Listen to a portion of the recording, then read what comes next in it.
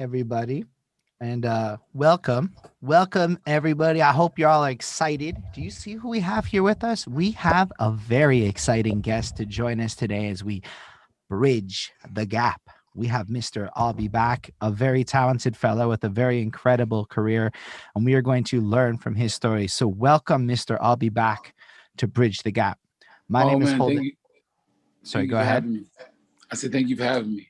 No worries. It is our pleasure to have you. My name is Holden Stephan Roy, and joining us tonight is the Mr. Flaco Beo, who is going to hold it down and make sure that we guide this ship correctly through his infinite wisdom and knowledge. And alas, let me introduce you to what Bridge the Gap is so you understand what we are trying to do here. I'm born and raised in Montreal, Quebec, and I, like many people, are not that we're not was not necessarily ingratiated so deeply into the culture into a more recent time, and I am facing the current situation where when I try to Google things, there are not many things to find. So what we realized is that there are many of us, such as myself, that are in a place of ignorance, and we can talk to many wise minds like Mr. I'll be back, and you can help us bridge the gap, sharing the knowledge nuggets that are associated with your life. And there are just a couple of things that are worth pointing out before we get into it. I've learned that you guys like to say this little phrase in the middle of the sentences that goes, nah, I mean. And whenever you're feeling that, you need to know that the answer is no, my friend. I personally probably will not know what you mean. It doesn't make sense to me. And that's why we're bridging the gap. And to give you further context, it goes as far as we have a person in Norway watching this. So if you think I don't know what you mean, the people in Norway also want to know what you mean. And this is really to bridge the gaps across the world. One second.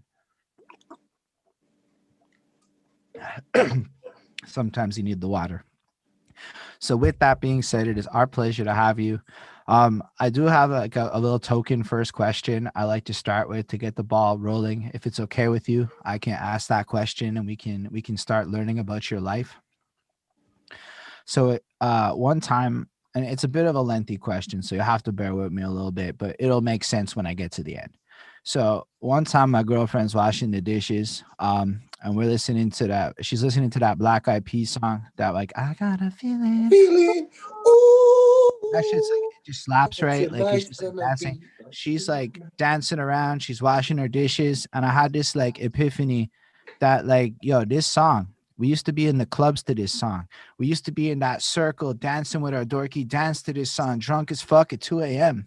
And then she's doing chores to it, and it's kind of like mom chore music now. And it made me realize that all the club bangers today, the bad and bougies, the everything I don't, that's not so much today, whatever. They're all gonna be chore music one day because that's what people want to do with the chores. They want to dance around, they want to fuck around like that. They have a good time. And then I realized it brought me back to being a youth because your musical journey, right? It's not like when you started getting into music. It's a little bit before that. When I was like 5 and stuff, my dad's is rocking this Led Zeppelin on these tapes. I have no control. It's his music. It's his choices. My mom has those little bootleg 2.99 disco knockoff tapes where we're listening to shitty versions of disco hits. I remember Krista Berg and car rides and just these different influences and sounds that make up the soundtrack to my life before I had any say in the music in my life. And since you are such a prolific artist with such an incredible musical career, I have to know what is the sounds of like a 5-year-old I'll be back. What was the world that was going on? Was it the vinyls? What were your parents or whoever was around listening to? Maybe grandparents or siblings. So if you could walk us through the landscape before it was in your control, that would be a wonderful start. Well, I'm from the South Bronx. I grew up with a father who was heavy. He was in the streets, but he wasn't a drug dealer. He was just around at all the things popping in the Bronx going on, and he played ball as well in the streets. So he had his ear to the street, I feel, but he was passionate about singing. He wasn't a singer, but he was passionate about it. He also could play the flute. And my mom played a lot of Spanish music, a lot of Hector Lavoe, a lot of uh how can we say it? Hello, can you see me? No, you're good. You're good. Yeah. She played a lot of Latin music.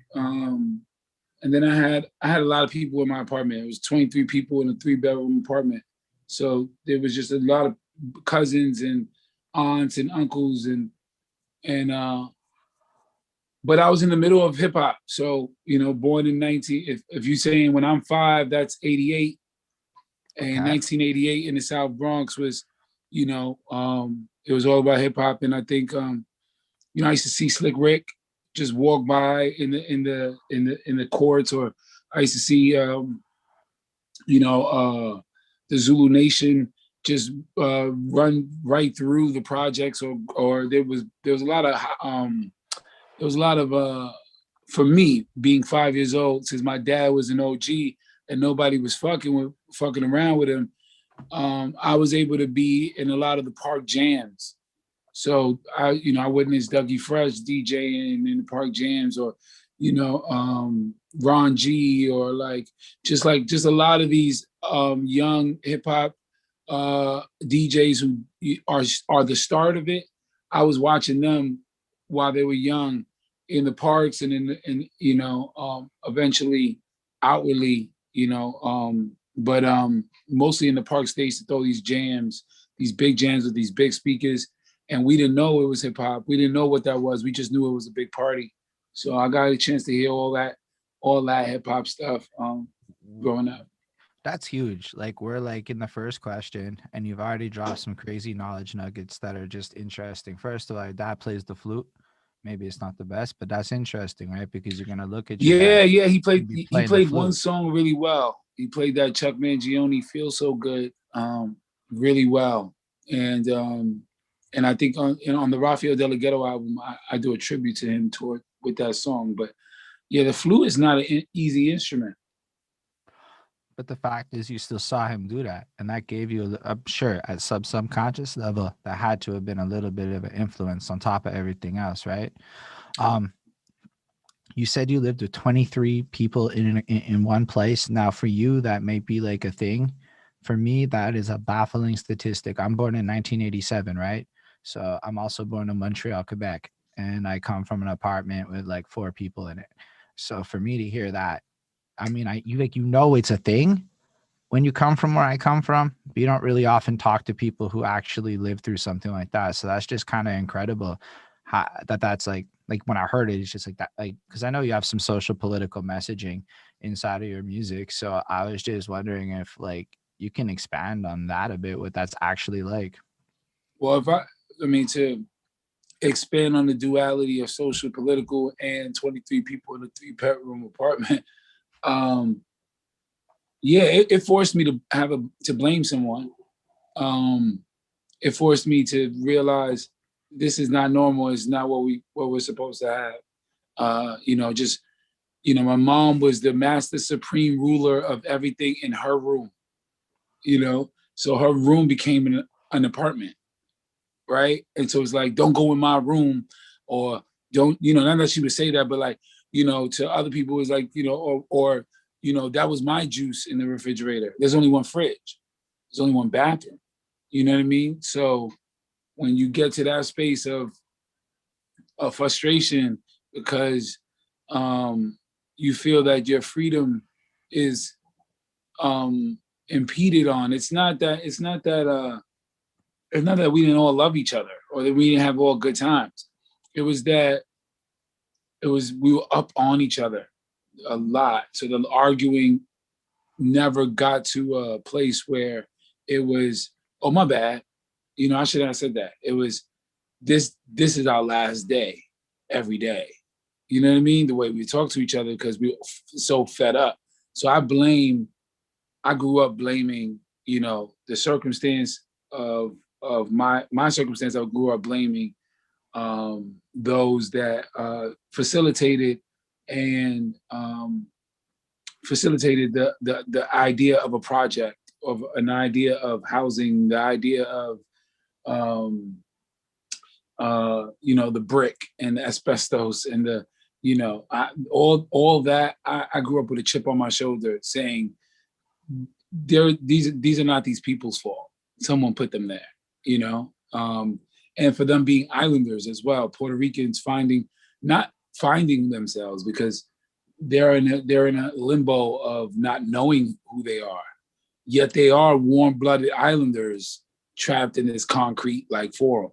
So I blame a lot socially on the powers that be. Yo, I'll be back. Thank you so much for sharing that knowledge nugget right there because it is facts what you shared. It's a real perspective that needs to be put out there. Um, I don't often get to hear things like that from people. So I know for me, it gives me a greater sense of understanding of what's happening in the world. I don't know for a lot of other people that when you share things like that, it will also have a great impact on them. So again, I want to thank you for that because, I know it's never fun to maybe discuss some of these things.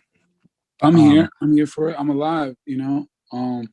There's a bunch of our friends and family members who aren't, and they that's what they want from me. So mm, uh, yeah, talk away, whatever you got. I appreciate you. I'll be back. But I was curious to if we can talk a little bit more about you as a youth still, because there's a couple more things to ask. Were you interested in music off the jump then? Were you like dancing? Were you into the different Yeah. elements? Bobby Brown really affected my life. I think Biz Markie really affected my life in the '80s. Slick Rick changed my world because and to this day, the art of storytelling, um, not the song or the album, the actual art form of storytelling is one that tickles my fancy. You know what I mean? Like I not only appreciate it, I look forward and I look forward and toward it. Mona Lisa was one of the first rap songs I've ever heard in my life that I feel I was in a pizza shop looking at this girl, and I was young. I had to be like first grade, and she must have been in first grade too. And I just remember her eating a pizza, or she was waiting on a pizza. And I just remember in the background that Slick Rick playing Mona Lisa, and and then he's rapping. I'm like, damn, I remember saying, this sounds so good, like this person talking like this, and then going, and then he's like, I'll buy you a slice. You know what I mean? Um, when he did that, and it was in my vision, it literally felt like a POV at 5 or 6. So from then on, I fully understood that there's somebody that's going to be on the microphone and they're going to be telling you their Of story. course. And so Bobby Brown, um, we would watch Video Music Box growing up. There wasn't that much. There wasn't NWA. None of that was out yet. So everything we got kind of was just, what we got from Video Music Box and what we got from So let's the street. I'm not 100% certain I know what a video music box is, but you also shared a huge interesting thing. It never, for you it might be kind of Couple interesting self-evident, things. but like the fact that you're just sitting in a pizza shop and Slick Yeah. Rick is playing, like that's Yeah, crazy for me to think he's about. playing in the Like as an background. idea. Like you got to think about it. For you, that's normal. The idea that Slick Rick in its like infancy is playing in your pizza shop, sharing the music like that is like, wow, that is a fucking cool thing. Okay, that Also, is another thing to point out here, and you'll get as you get familiar with AlBe and like his performing style, it's really interesting that he just named those three artists as because Bobby Brown, Biz Markie, Slick Rick are all three great artists, but what they definitely have in spades above other artists is their performance. Their performance, live performance as artists, is transformative. It's just another level that most artists don't really go to and get to go to. So for AlBe to mention those three, like I think that when people mention artists that are not like your typical, you ask most hip hop heads, like who influenced them, and they're gonna name, the big somebody out of the big five, right? But right. like to name people that are outside of that like spectrum of the big five and name artists like Slick Rick, who's an incredible live performing Special ed, artist. bro. He like, and it's not surprising that he saw him in his projects because I used to see Slick Rick in my projects, and I just Mm-hmm. feel like that is a testament to Slick Rick as an artist in the Bronx, how he used to get down, going to all the projects to perform everywhere, all over the Bronx, to get himself out there and his name out there. Biz Marquis, another artist that like Biz Marquis, one of those first rappers that you heard about having songs written for him, but it didn't matter because those songs that he had written for them, nobody could perform them.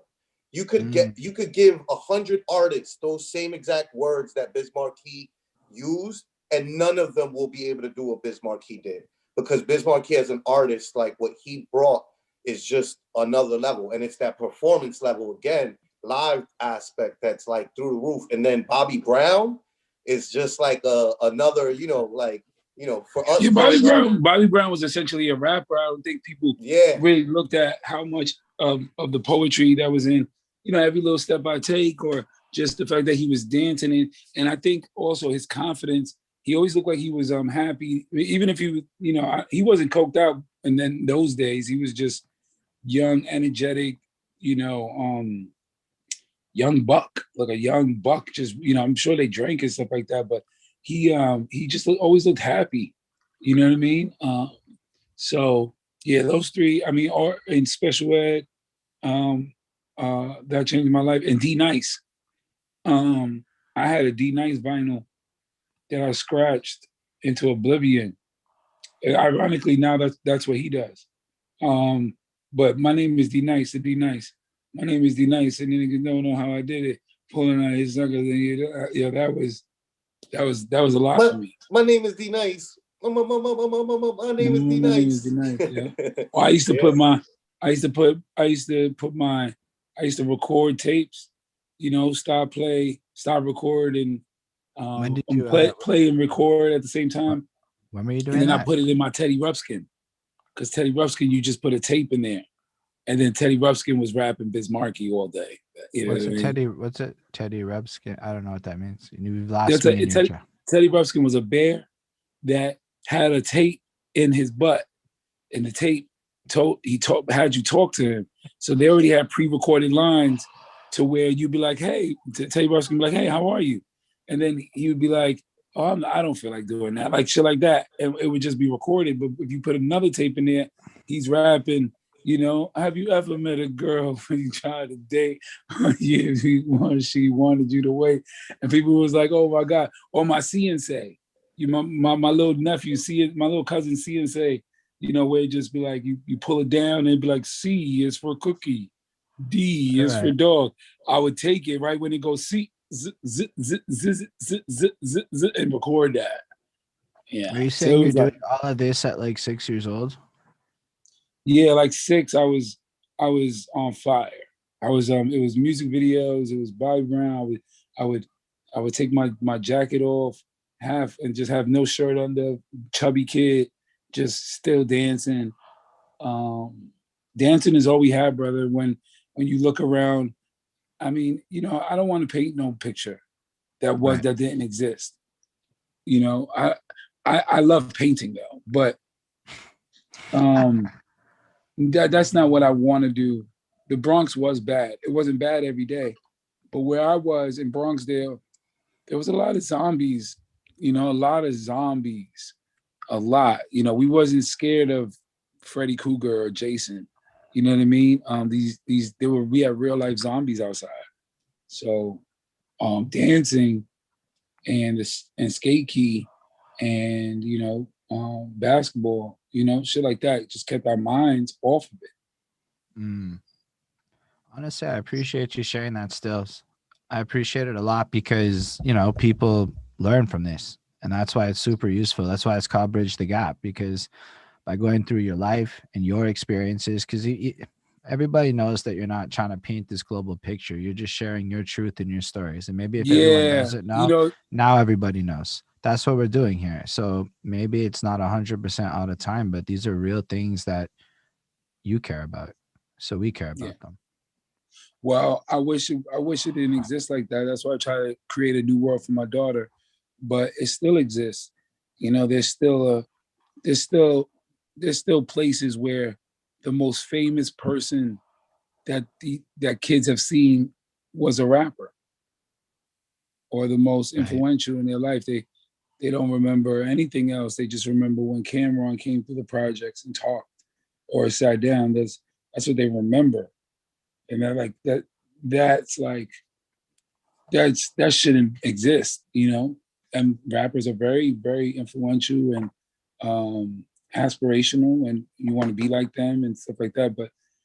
But that shouldn't even be an idea that, oh my God, I got to see someone who writes words, you know, and rhymes them, you know. But that's all we have growing and where we from. Like, we have nobody as a celebrity, you know. The presidents don't come to the Bronx.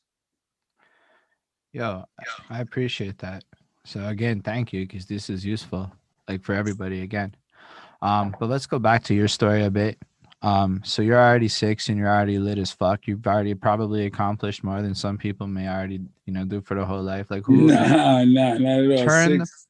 no, but you turned a teddy bear into an instrument. I mean, like Yeah. that's pretty fucking banging if you ask me. All right. I mean, he was definitely more advanced than me at 6 doing that, and I Yeah. was I'm already like lit at sitting 6, but there I with like wasn't a lit Super like Nintendo. Like I'm putting my raps on a tape and putting it in the Teddy Ruxpin, which, by the way, like a little bit of an exaggeration on the tape in the butt, you know, like you had to like unzip the thing, you know, and then put the tape in the still butt. Yeah, you have to go through a lot.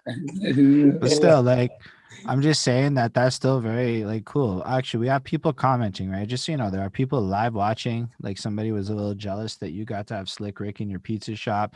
We have the homeboy Cool Man Logan watching, and he's basically like, "That is a crazy child. He wants to know what's going on there because you're such an interesting person, and we know that. Like you've had such an Oh, well, interesting life. there's more. Let's keep going.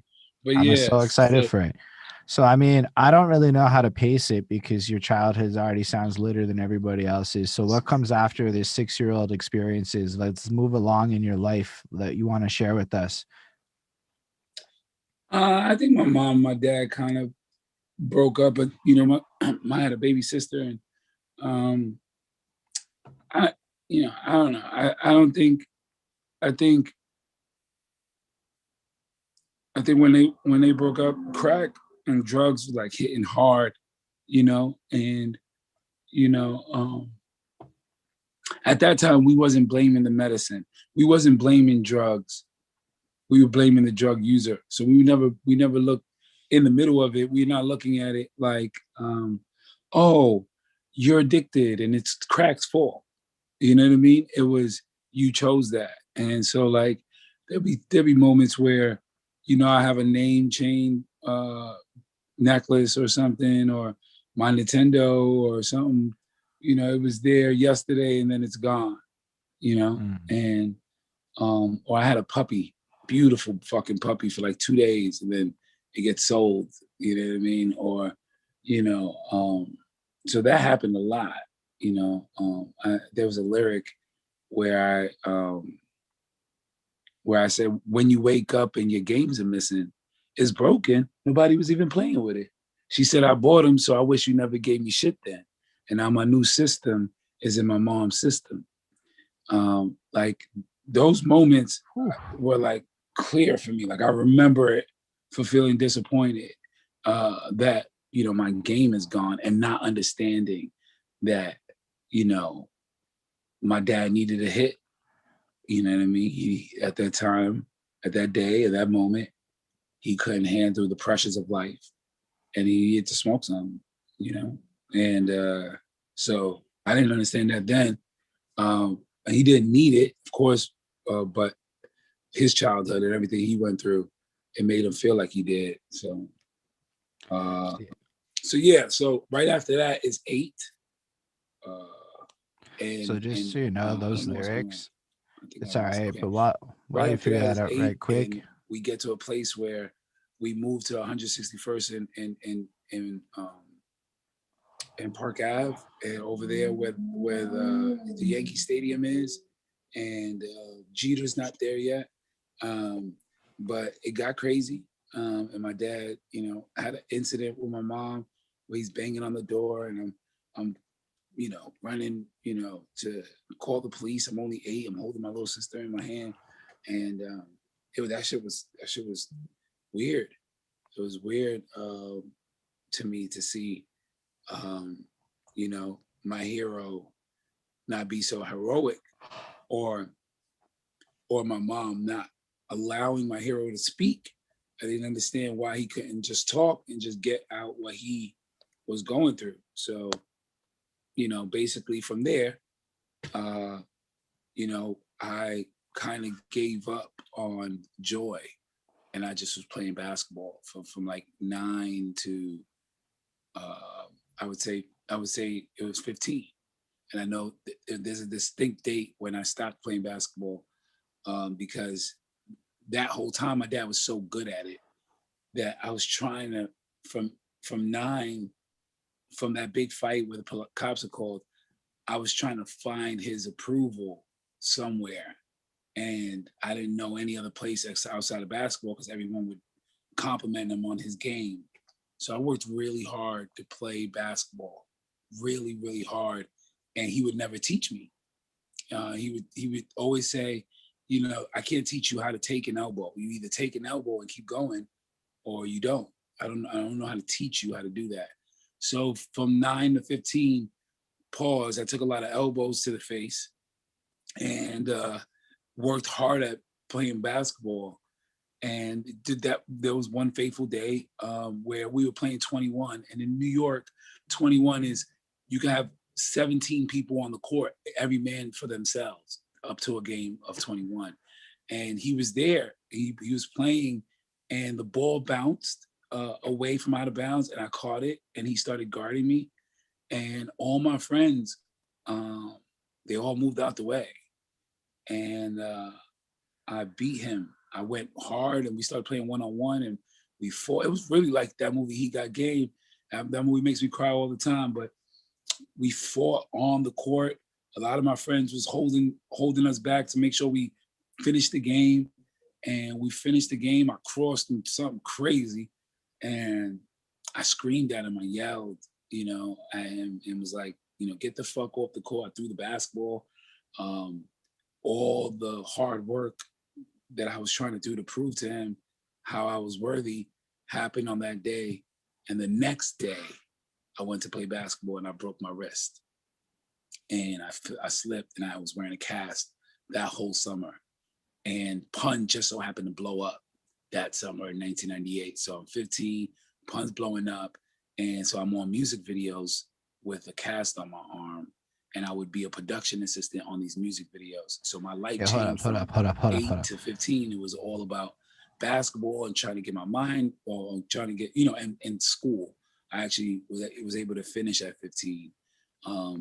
But when I broke my wrist, that all changed. I never played again the same way, or, you know, I might have played 10 times since then, basketball, you know, since 15, I might have played like 10 or 11 times in my life. So it changed my life. And then I went to working on productions for music videos, and Big Pun, who I lived with, you know, I'm working on his music videos. Hold on, did you say Big Pun, who I lived with? After that, I'm working on. I'm a production assistant on like Casey JoJo video. Hold on, All throughout New York City. We got it. You're going super fast through this. Cast on his arm, you know, getting derailing this, having fun with it. So I see you. Did I take that fast forward through the years? Fast forward through a bunch of exciting that's shit. Went through a lot of stuff. How it happened, you know. I mean, there's a lot of influence musically, Onyx and Ice Cube and Nas. You know, Nas changed my life. You know, how he wrote.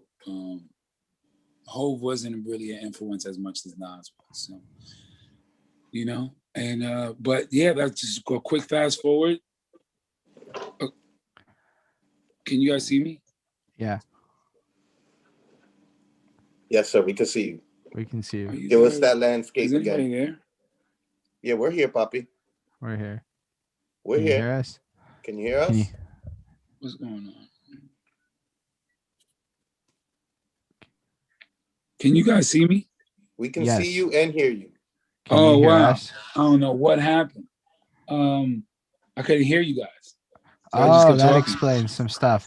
Because we were like trying to say, did you live with Big Pun? Because it seemed like you dropped that, and then you just like were bullying past everything I said, and I'm like, oof, I don't know. And then, Yeah, I'm yeah, so sorry. I couldn't hear nothing. It was on. I guess it was on mute. honestly though, Yeah, that was incredible. That is a great sound bit. Like at the end of the day, it's gonna be fucking great to watch after. So I'm so fucking happy that that went down the way that it did. It's a great show so far. Thank you for fucking blessing us with a crazy emotional experience. I'll be back.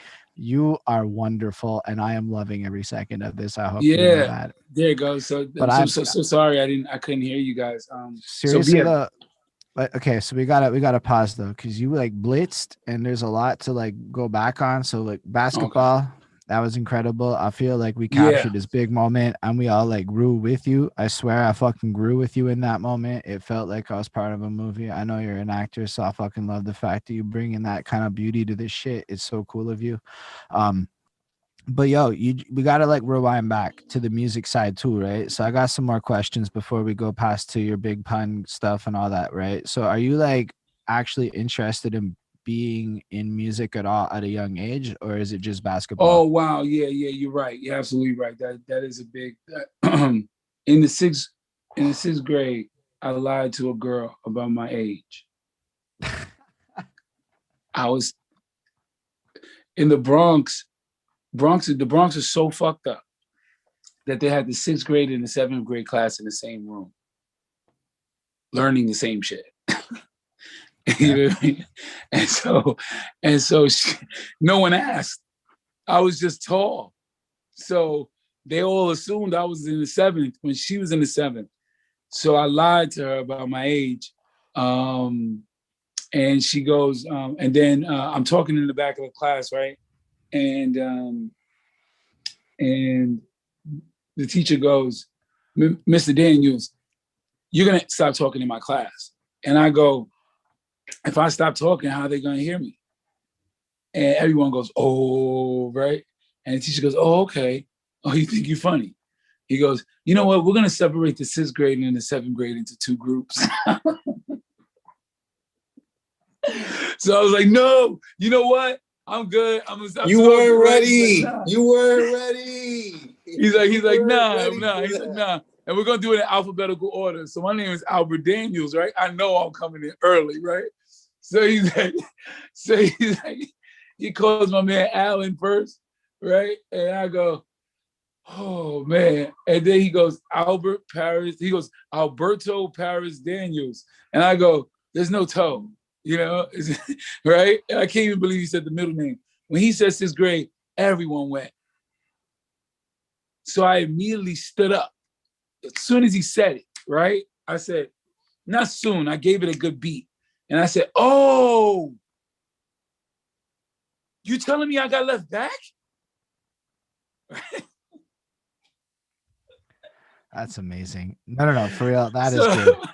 so he goes, That's some what smooth the Bronx shit fuck is right wrong there. with you? Like, he doesn't say that, but he's like, what is wrong with this kid, right? So he goes, okay, well, we're going to go get your records from downstairs. Now he's being a dick with me back and forth, right? And he goes, who can go downstairs to get Alberto's records, right? And he sends, my new wife, Jessica Ann, we called her. We called her Jessica Ann because she would say Ann at the end of every sentence, which would conjunction every fucking sentence. So she'd be like, I'm going downtown and I'm doing this and, right? So it just so happens that when she does that, he sends her and he goes, all right, Alberto, you can't participate in this sixth grade, seventh grade challenge because you don't know where you are, right? He says, so here's this paper and here's this pencil, write something. He goes, write a poem, right where you're from, and Jessica Ann came back with the principal because she ran into the principal by mistake. I have no idea why. The principal was showing people around, like trying to get sponsor money or whatever the fuck. And he comes in and tells her to sit down. He goes, Mr. Daniels, we'll get your records at another time. For now, just write what you continue to write. So I wrote a poem called Out the Window. And it was about how I got left back and got punished. And all I could do was look out the window, because I'm punished. And then I said it in the class, and they stood up. They all gave me a standing ovation. And it was just to keep the lie alive, right? And from then, I was known as the poet in the school, and I would just write. I was just writing poetry. And Albert Hernandez hooked me up with my mentor, who is my father these days, AlBe Oye Wole from the Last Poets. And he came to my school to teach poetry. And from 6th grade up until last week, I've talked to him almost every week, you know what I mean? Or if not every other week of my life. He mentored me from there to the point where I was so in tune with words and literature and how to learn that I was able to skip 7th grade. So me and Jessica actually was in the 8th grade together. So, you know what I mean?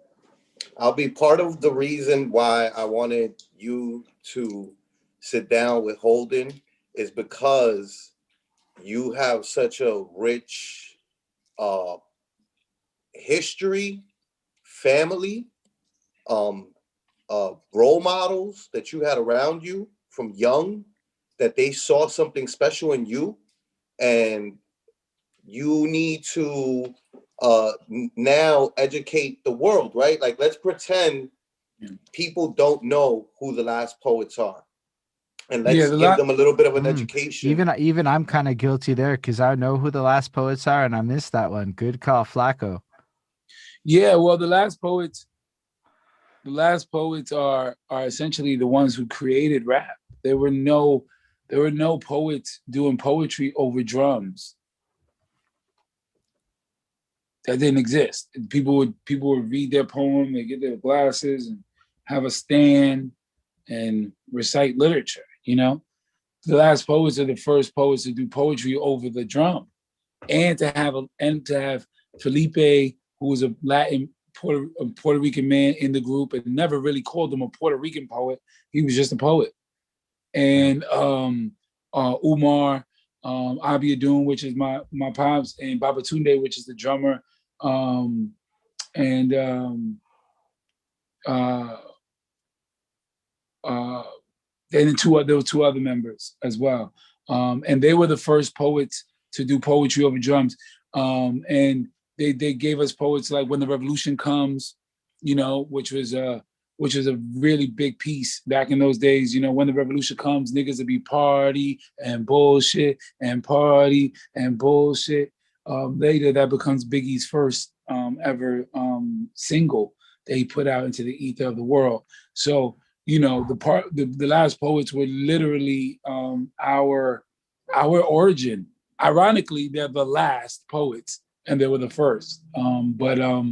Yeah, I was able to be at his house every Sunday. He would cook for all the poets in the community and just taught me how to be a better writer and a better man. So, you know what's also doubly important about what you're saying there is it shows the power of the other side of the coin. What happens when you choose to take your skills as somebody maybe on the older side of the spectrum and give back to the youth, and to take your time and your talent and to share that knowledge with people, and to make sure that, like, that's the bigger knowledge nugget to me. You benefited from this, but look at your life and look what you gained from the interest of somebody taking and looking for you, you know, and making sure that you got that support that you needed. So thank you so much for sharing that, because I think that is a crazy big one. Yeah, I think a lot of us, if we close our eyes and really meditate on it, I think a lot of us will see angels that came along in our childhood. It's just maybe we didn't take them seriously or take them on, you know? And I did. That's all. I just took advantage of the angels that were there for me. That's a beautiful way to put it. So during this basketball phase of your life that you blitzed through earlier, are you also doing the rapping thing, the poetry thing? Yeah, just the poetry, just being a poet, but not really telling anybody. It wasn't cool to be a poet. So it wasn't cool. So, yeah, I appreciate that too. I feel like poetry still is on its way to coolerness. Like people don't necessarily reckon it's not like where it's at it should be in terms of cool points. Like I feel like it's still on its way there. I love poetry. I think it's like an amazing thing. I mean, you look at so many great artists and they like I don't know how many people have actually looked at Tupac's poetry book, but it's an insanely beautiful piece of words put together. Like a friend of mine recently released a poetry book, but I don't feel like these things get like the love of most other things from my purview. Maybe my purview is limited, but that's why I expressed the idea. I saw some Shouts to confusion in your shouts ears. shouts to Dama Nails. Anytime I see her face, or if I see something that says Dama, I say shout outs to Dama Nails. No matter where I am, you are so beautiful and so amazing and so rich in talent. I could talk to you for hours. But go Shouts ahead, to brother. I'm sorry. Domino. Go ahead. Hold on. That's the sister to the show. That's Oh man, she's family for everything. life. That She's is wonderful. that's somebody I'll bleed for. Facts. Shouts to Love Dama y'all, man. always. Love y'all. Love y'all. 1000%. You know what? You know what? You know what Dama has that not too many rappers have, let alone female rappers. Which I always thought she could even name her album was Audacity. Like I agree. she has the That's fucking facts. audacity to like whatever's in that brain is going to come out. You know what I mean? And I love that she has such a I don't love that she has a dark past, but she has such a dark past that gives her this edge of I've seen everything. You know what I mean? And she has the audacity to let you know. So really quick Facts. break on Big giving big her facts. flowers because I Big love her big so much. facts. Big And in facts. case She's gonna be y'all on the show soon. I was about to We're say, gonna have like, her on the you're show setting soon. us up right now. That's some fucking two Saturdays from now shit is gonna be Dama, and then her album's also dropping on fucking Valentine's Day. And it's The single's dropping on The single. Valentine's Day. singles dropping, my bad. Whatever. The stuff's coming. It's gonna be fuegos. I haven't prepped for that yet. That's prepping. I was busy with I'll be back this week. But yo, straight up, she's incredible. Like when he says Incredible. audacity, I'm watching her on the Zoom. She's like, yo, I want to start this thing. And yo, all these other reviewers, they just fucking lie to me. I'm telling you straight up, if it's fucking trash, I'm gonna tell you straight up, it's fucking trash. And like that passion just starts building on the passion. It starts building. And I'm like, yo, that Nothing like her. it's the Dama keeps realest it a shit thou ever. thou. Dama definitely is not like the type of person. And audacity is a great word because you know what Facts. she does. Like she's been the type to like stand in the middle of like Nems, Poison Pens, and like these dudes that are like Me. giants to men, right? Those dudes are giants to men, and she'll stand right there with them, like, wait, what do you mean? Of course I belong here. I'm Yeah. supposed to be here. Oh, what, do you, no, what do you, you know? And that's her energy at all times. Even when we created our doo-wop band, that was her energy. And let me tell you something, flawless doo-wop band, 3-0 record. big ups, Damo. Big ups, Yo, big Dama. ups, Big ups, Dama. And Dama. let's also, while we're on the subject of flowers, shout out Flacco Bayo. He is holding it down every single Shout out time. to Dutch Vega. He's on my album, man. Rapping on my album. You know, That's I don't think incredible. there's anybody, I mean, outside of just James and vice versa. I all of EO Dubs are they're my brothers and sisters, but I have no songs of any of them. Like, and Dutch, I finally got a Dutch Vega joint. He sent me this record, and I was like, oh man, I gotta destroy this. And I sent it back the next day Very next day. with a music video attached to With a music video. Yes, you had a music video. it. Yeah. But all right, so yeah, let's get back to it. Let's get No, back to man. it. Thank you for that. I just had to also just say it without Flacco Bayo. That's what makes AlBe so special, man. He always He gives is. everybody flowers. He's such a beautiful person, man. He's not somebody like before it was in style to give flowers. AlBe was the type of guy to be walking around New York City giving people flowers. You And man, know, like shout out to vice versa. anybody that I've talked to that does know you will say the same thing so far. So in my little research, I was like astounded by the love that came, not astounded, but like, you know, in general, like you can see there's a difference between people who are fans and people who appreciate the sincerity of a soul. And you got a lot more of that second category than the average person would normally get, you know, when I'm looking into it. So that's fucking cool. Um, But yeah, I just wanted to say thanks to Flacco for setting this up and shit, because that also has to be said, because yeah, that's a big thing. And thank you for coming through. But let's go back, because you Did we dropped wrap up The Last Poets? Yeah, we just about No, there's no wrap up The Last Poets. It's still going. You know, we're about to do a documentary hosted by Dave Chappelle with them in full Pixar cartoon. So all the poets are on stage at once. We're about to do a bunch of shit with The Last Poets. The Last Poets aren't stopping. And when we shoot that movie, there's a trailer. There's a series of trailers that I will be a part of shooting. Common's gonna play AlBe. Black Thought's gonna play Umar. It's a movie about sampling and getting sampled. It's a really epic tale.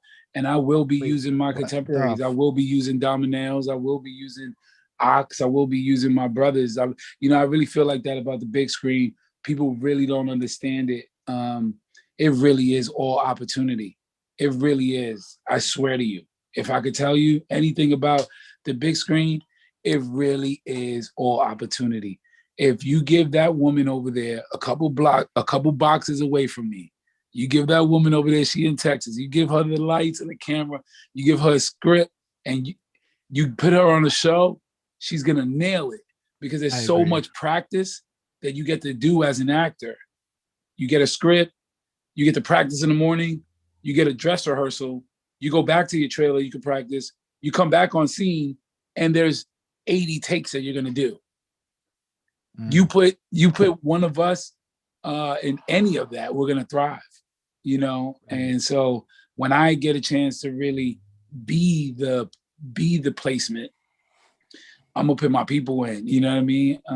So The Last Poets are not stopping. We're doing a film this year on them and a documentary. And I certainly know that that's not what Flacco meant when he asked. No, that I know. Oh, I'm teasing. But that of was course. so I know you fucking meant about, incredible. Yeah, no. What the it's all fuck, my language. guy? It's I all love language. what you just did. I'll die on that hill. I'll die on that hill every time just to get that information that we just got. Right. Yeah. Oh my gosh, that was the most wow. That's what I meant. Did you like my on my side is like what the fuck, dude? You just like came, some guy jumped on the stream as you were saying that too, and I'm like, that's a time to come on the stream. That's a time to fucking show up, right? Like, as you're like, thank you for dropping that. That's fucking cool. Yeah. I would personally watch the shit out of that, because that sounds like a great experience. Oh man, it's called party and bullshit. It's really crazy. But yeah, let's keep going. No, but this is still good, man. Like, this is all good. We're all having a good time. So when you said pun, right? And I'm not gonna lie, yeah, I can't big help pun. it. You snuck that in real quick, but like, I'm not gonna miss you living with big pun. Living with was the word he chose to use, and I'm pretty sure he's very deliberate with his words. So what is that, like you lived with big pun? Is that what you said? Yeah, man. Yep. He took me in like a little rugrat from the streets, and just saw something in me that I don't think he saw in anybody else. I got a chance, man. I got a chance to be with him during different moments of anybody else in the world. And tomorrow I'm supposed to be talking about it on Clubhouse. Today is my 21-year anniversary. 21 years ago, I called him and was saying, yo, I'm coming over. You know what I mean? Like, where the fuck are you? You've been gone. Like, he was down south. And he's like, yo, I'm here, but the house is being renovated. We're in the hotel. And he goes, but don't worry, I'll be back later. Like, you know what I mean? And he goes, oh shit, that's dope. I'll be back. That's your name from now on. And then he died the next day. So I'll be back since February 6, 2000. And so, just living with him and being like his little go for, and or being in the music videos and taking care of him, or I was able to be around these different moments because I was 15 and everyone around him was either super young or super grown ass man. So he treated everybody different than he treated me. He treated me like a sponge that needed to soak up some game because he felt he was going to pass away. He felt he was going to die. So I was able to just be around like moments where he was frustrated with everyone, you know? I mean, friends get frustrated with each other. So me saying Pun was frustrated with Joe or Cuban or whatever, that's no big thing. We all get frustrated with each other. But I was there because I had to take care of them, you know what I mean? Or hold the clothes or this and that. So I was able to listen to an artist that is on the rise, on fire, and all of his complaints and all of his worries and all that. I was able to soak that up and see that. So he loved me, you know, until that day, until Rap City, and then he just loved me in a different way. I don't know what that means. I'm not gonna lie to you. Oh yeah, Rap City. I don't know. Some people know the story or not, but Rap City in the basement. Do you know what Rap City is? Being in Canada. No, I have like. But let's just go with no. All right, Rap You can City. explain Rap it. City was a show that we had after school where they would show music videos. But there was also another element where there were different hosts that will go into the city and interview. Sammy, what's up? That in the interview, I love the way she wears her beanies. It's too much, Sammy. You're a walking emoji. I love it. And so, you know, he goes, Rap City would interview people, rappers in their city. And they would go to the city and then kind of interview people. And Pun had a pool hall. And in Pun's pool hall, he had a pool hall slash, can you guys hear me, see me? Yes, sir. Can you He had hear a us? pool hall slash arcade that he built for the kids in the community in Bronx, in the Bronx. And it was arcade. He wasn't making much money from it. It was an arcade slash barbershop slash pool hall. And, you know, the niggas hung out. It was right down the block from Stephens. And so Rap City came. Shouts to Parkchester. Shouts to Parkchester. So Rap City, is everybody following this story? Because it's the most embarrassing story of my life. No, we're following this it. is You're me. good. I really don't want to tell that. But you're doing I'm really wonderful. done We telling appreciate you. Yeah. So then I'm there. I'm cleaning up. I was cleaning the basement and like clean the hair and shit like that. And so then Pun calls me over. He goes, "You're stupid. Come here." Right. And so I was walking over to him, and I could see it for the first time. A big camera. You know what I mean? Like this is not the camera we got on the block. You know what I mean? And I'm walking toward it. Like this, I know it. I could feel it. This is the first time I'm gonna be on TV. And I've never felt that I wasn't going to be on TV. You know what I mean? So me walking to it is like, I'm soaking it in. This is the first time. This is it. Just walking. And then every step I'm saying, just be honest. Right? just be honest. That's all you gotta do is be honest. You were telling yourself to be real. Keep it real. You were like, keep it real. Keep it real, bro. Keep it real. If you don't do nothing else right now, keep it real. This is your moment. So then Joe Clear goes, "Yo, what's your name?" And I go, "Kidnapper." Right? Because Pun used to call me Kidnapper. That was my rap name. And then he goes, "Who's your favorite rapper?" And I'm telling you, as clear as I'm standing here, I don't even think he finished the word R at the end of rapper. I don't think he breathed at all. I didn't breathe.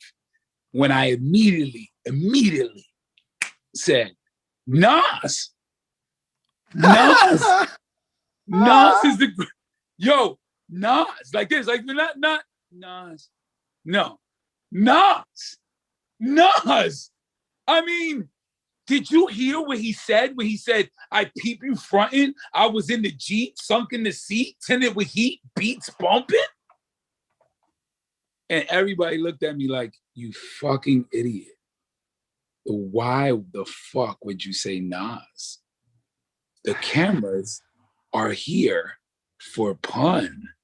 Do you have anything nice to say about Pun?" I was such a fan of Nas, bro. I had to keep it 1,000, bro. And so there was moments like that, you know. And then he later that night wrote "Brave in the Heart" with which is one of those records where he kind of takes a jab and a shot at Nas. And I'm watching him write it, right? And he goes, brave in the heart, playing the part, futuristic rap, state of the art, taking these young cats past the start. First it was Nasty Nas, now watch me turn this apple into Macintosh. And I yelled like, no, what are you doing?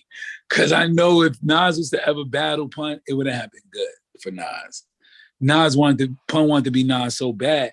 He wanted to be the thug poet, the street poet so bad that he was ready for all the smoke.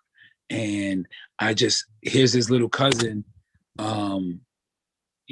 giving Nas his flowers on his camera time. He took that mad personally. So I was able to be around stories like that. That's how embedded I was. And I used to be the first one on stage. When they're about to go on stage, and before you hear doom, doom, doom, doom, doom, doom, doom, I would run on stage with Big Pun Platinum t-shirts. So when people saw me, they saw the t-shirt, but they cheered for me. And he saw what that did to me, and he let me go. To be fair, they had every right to be really upset at you. Every right. Every right. And my life changes if I don't do some stupid shit like that. Do you know that, right? If he doesn't do that, if I don't do that, if I don't say Nas, and I don't get there's not that awkward silence, it never gets cut. So we get to see it right now where I go, Pun. And then Pun goes, dead in the middle of little did we know to be riddle the middleman. We would do that together, right there. Because that's what we used to do. But I was just too much of a fan, bro. Nas was everything. Yo, that was an incredible story. I'll be back, and I'm so grateful that you chose to share it in this moment because it was both entertaining but a powerful educational lesson. Because I'm about those knowledge nuggets, so I know you teaching us, and I felt that teacher moment. The big teaching moment is understand. It's actually the first law of power or whatever. Never outshine the master. So in that moment, you effectively outshined the master because you put somebody else on a pedestal in a moment where you're supposed to put the man's up, and you just. In a very entertaining anecdote that how'd you rap 3 times? That was fucking fire. That is you were designing a YouTube clip almost. It was fucking so cool to watch your brain work as you put that story together in real time and just fucking make it happen like that. That is impressive. You are an amazing guy. I love the fact that you're doing this moving, fucking repositioning the camera every single time. It is awesome. You're an entertaining. Hey man, that was the first episode. That was the first episode of When Keeping It Real Goes Wrong.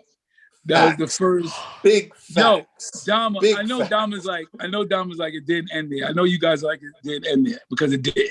The motherfucker, he convinced me to box. There was gloves in there and stuff like that. So he goes, right after that, a couple hours after that, he goes, stupid.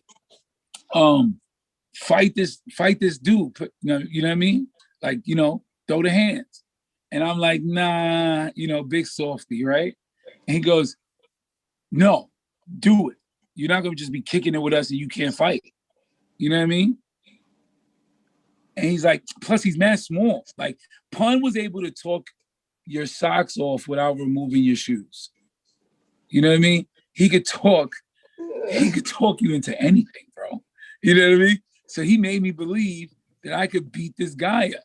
This guy, skinnier and smaller than Flacco. He was Flacco's Flacco. That's funny. But his resume read Golden Gloves, fucking WB something, right? He was a real boxer. Yo, I never in my life went to sleep where it wasn't my idea. You understand what I'm saying? The nigga went do, and I went shaboom, and I went night. I woke up, and niggas was just laughing. I woke up from niggas laughing yo, you up? Yo, wake up. Y'all woke up to them dying. He hit me with the boom, boom, boom, real quick. And I just remember going black. I remember it like the end of a movie. You know, Damn.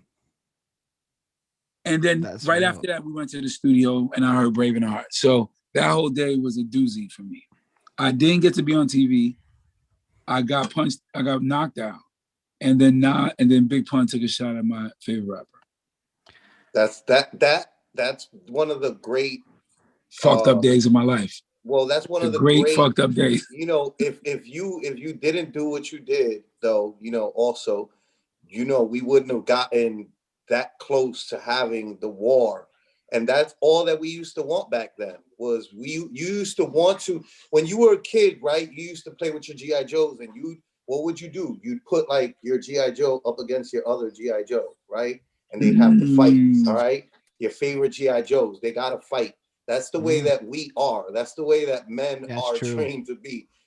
No, These are my favorite things. Now my favorite things have to fight to the death for me.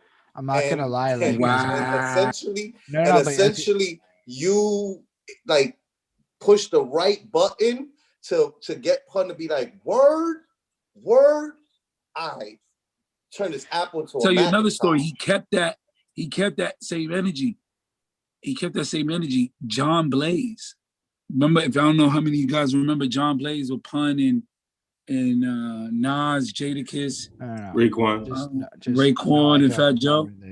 I don't remember any of this. This is a record. Fat Joe's album is called John Blaze, and it has Nas and Pun Don on it. Cartagena is the Fat Joe album, and it's John Blaze.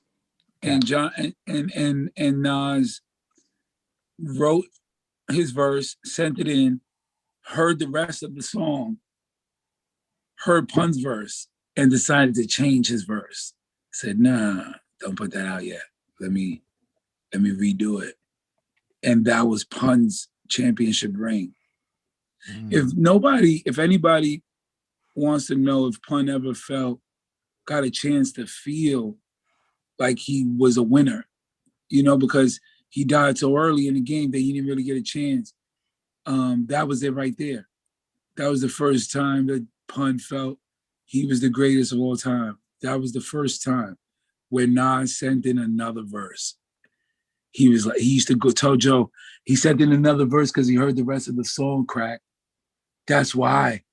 He heard, even if I stuttered, I would still shit on you. That's why I'm the greatest ever.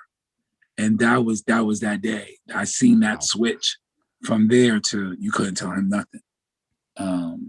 My God, so that is an incredible. Nas was able to beat Nas in his small way, and still very devastating for me. I was on that video shoot. I was there. Everybody was there. Big L, everybody was there. So I was just a little kid. I watched one of the biggest ciphers of all time. Big L, you know, Drag, Kiss, Styles, Joe, Pun, Cuban, Big Daddy Kane, G-Rap, Nas, Nori, they all were ciphering.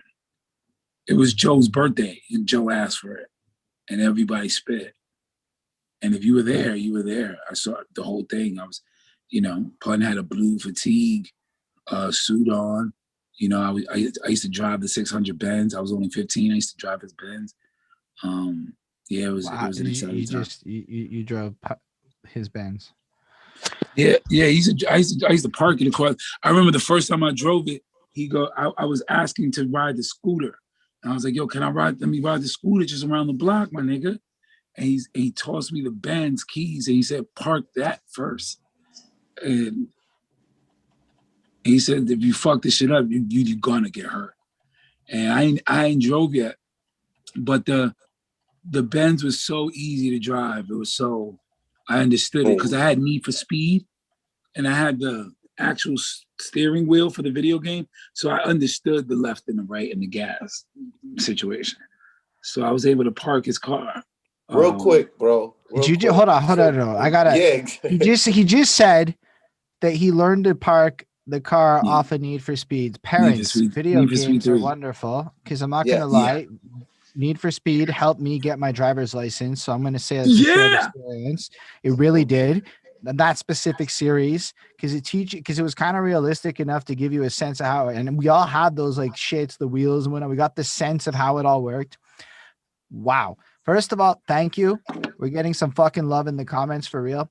But yo, I hate to do this. Is it all right if I just go run and take a quick washroom break? And then if you could Yeah, just hold it down, Flacco, because I'll give you my full undivided attention. No, because he said, go ahead, Holden, I got you back. You said something, AlBe, that like I think you kind of glossed over. So you said that for Big Pun's birthday, they were shooting the video for John Blaze, and the cipher was it was everybody who was on Fat the Joe's song. birthday. Fat Joe's birthday was when they filmed the John Blaze video. Yeah. And at that video shoot, you had all the people on the song, right? So Fat Joe, Big Pun, Raekwon, Nas, Jada. They all spit. They all spit in the cipher. But and then on top of that, you had Drag On, you had Mac 10, you had Nori, you had Big L,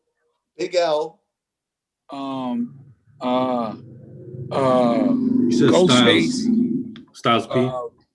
Styles P was there, Ghost was there. Where's that footage? What?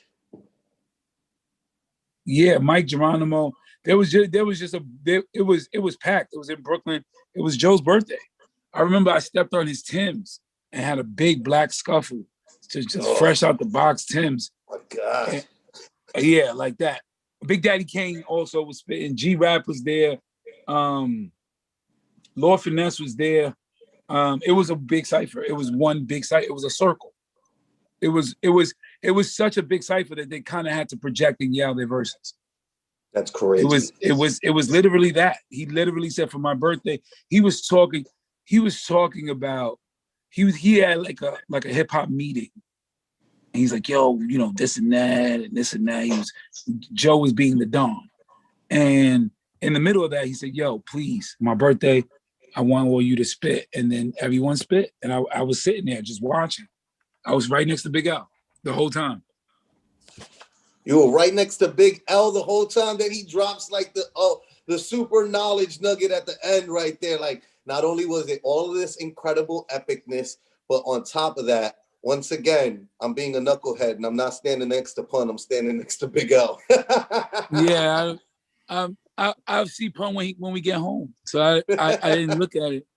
Yo, one time we got home, it was a Triz music video, and I drank. I was drinking shots with him on the way, so I was drunk as fuck at 16.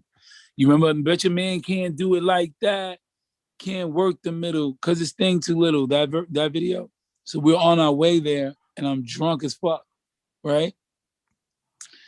So I sleep during the video. I throw up. I don't even know what this feeling is. It's a fucked up feeling. I never felt this before. So I'm throwing up and I sleep throughout the video. So therefore, at 12 o'clock at midnight, I'm up, right? But they're just getting started. It's a music video. These niggas are gonna finish at 5 a.m.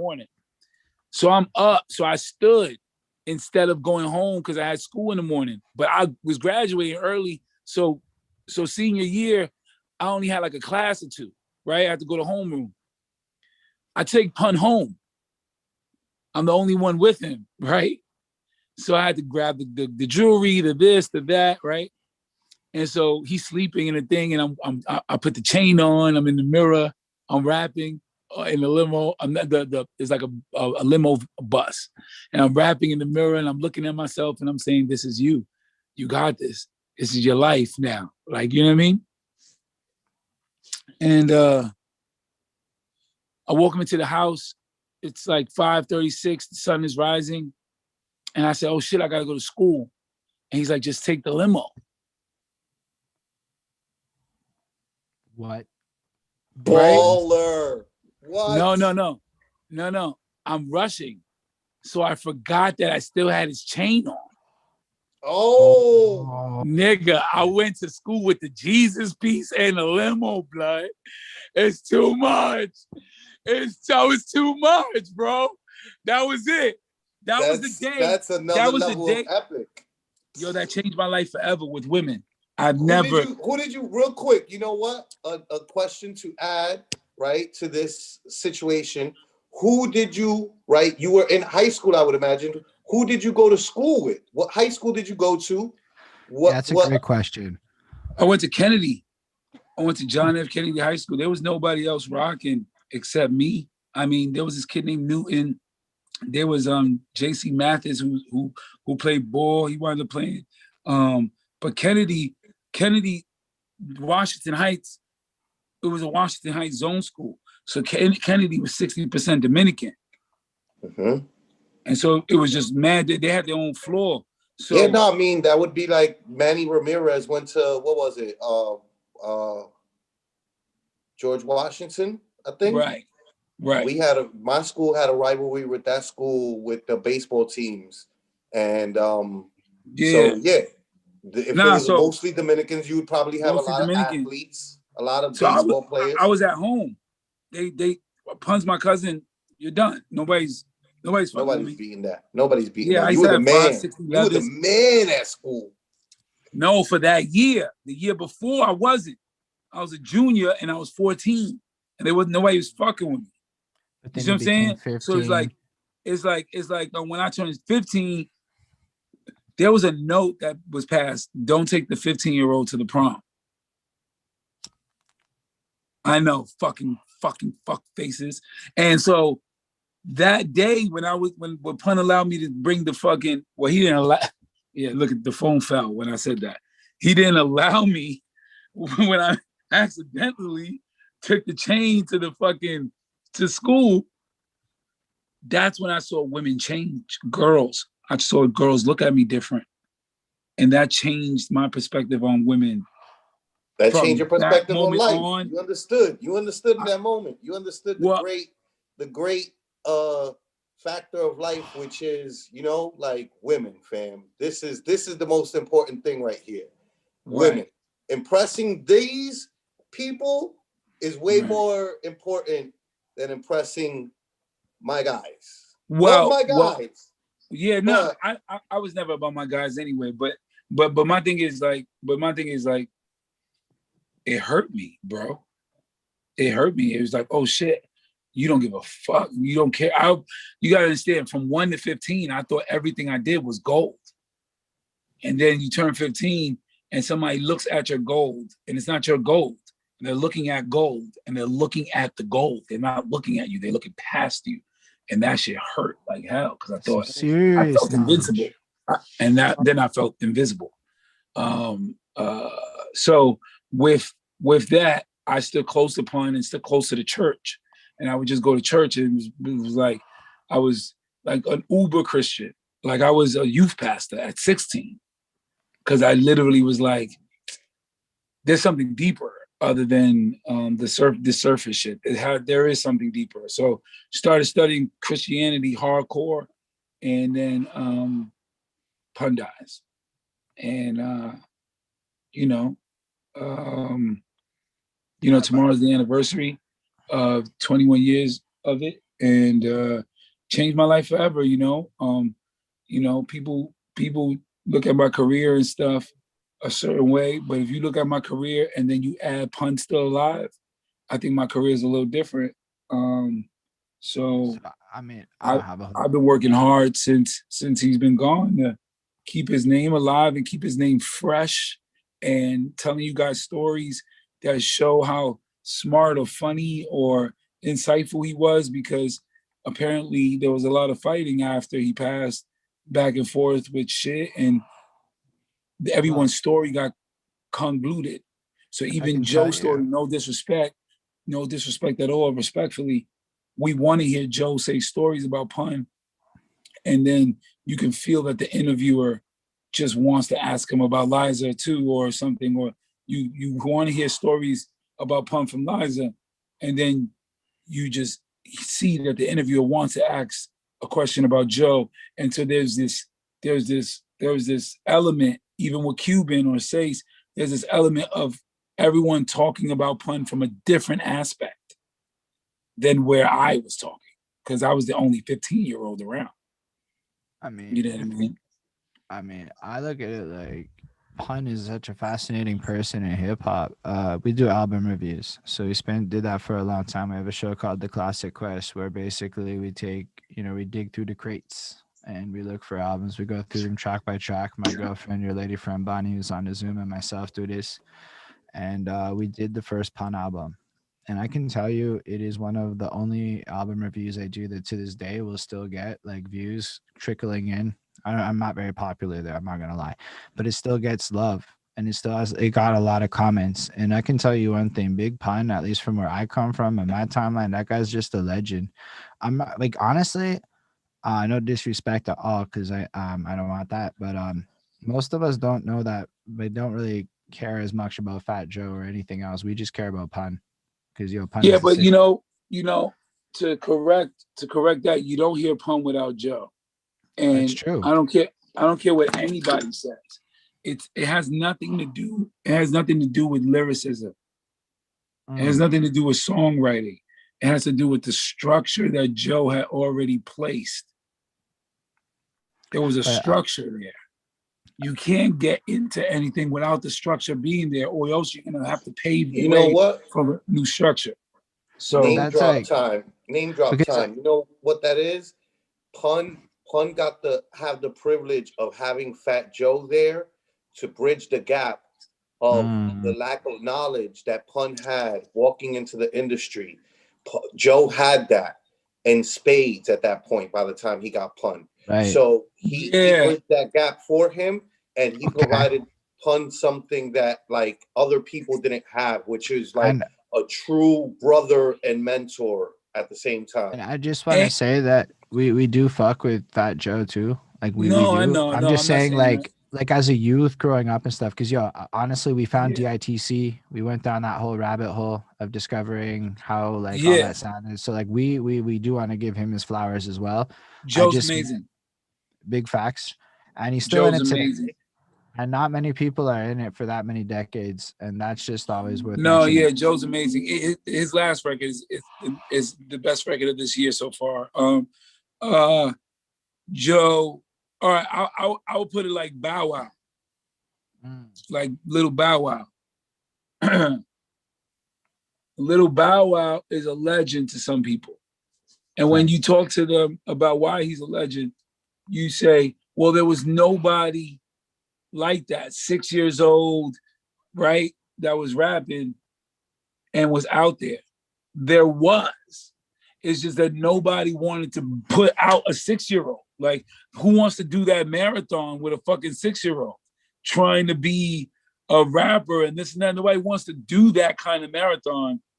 No one wants to do it. Like, it's not that it was not doable, but the one person that wanted to do it, Jermaine Dupri, had did it already with Chris Cross. Right. So you every time you see something, you see the product at the end of it. But without Joe, I don't know if a white man or a black man allows Pun to be Pun. So are you going to get Pun? You might not. But you have to have somebody who took the arrows first. And that was Joe. Joe had already took the arrows to the dome so that Pun and shielded Pun and now allowed that introduction to be that much smoother. Even though Pun, and then a lot of you guys don't even know. You hear the name Big Pun now and you go, man, he's a legend. He was being loved. But no, dumb niggas is fucking DJs up. Play my shit. Stop playing, nigga. Get the fuck out of here. Or else you gotta eventually walk to your car. You know what I mean? Like, you're gonna play my shit tonight. They went hard for Pun. We all did. We all was putting stickers, those Terror Squad stickers everywhere.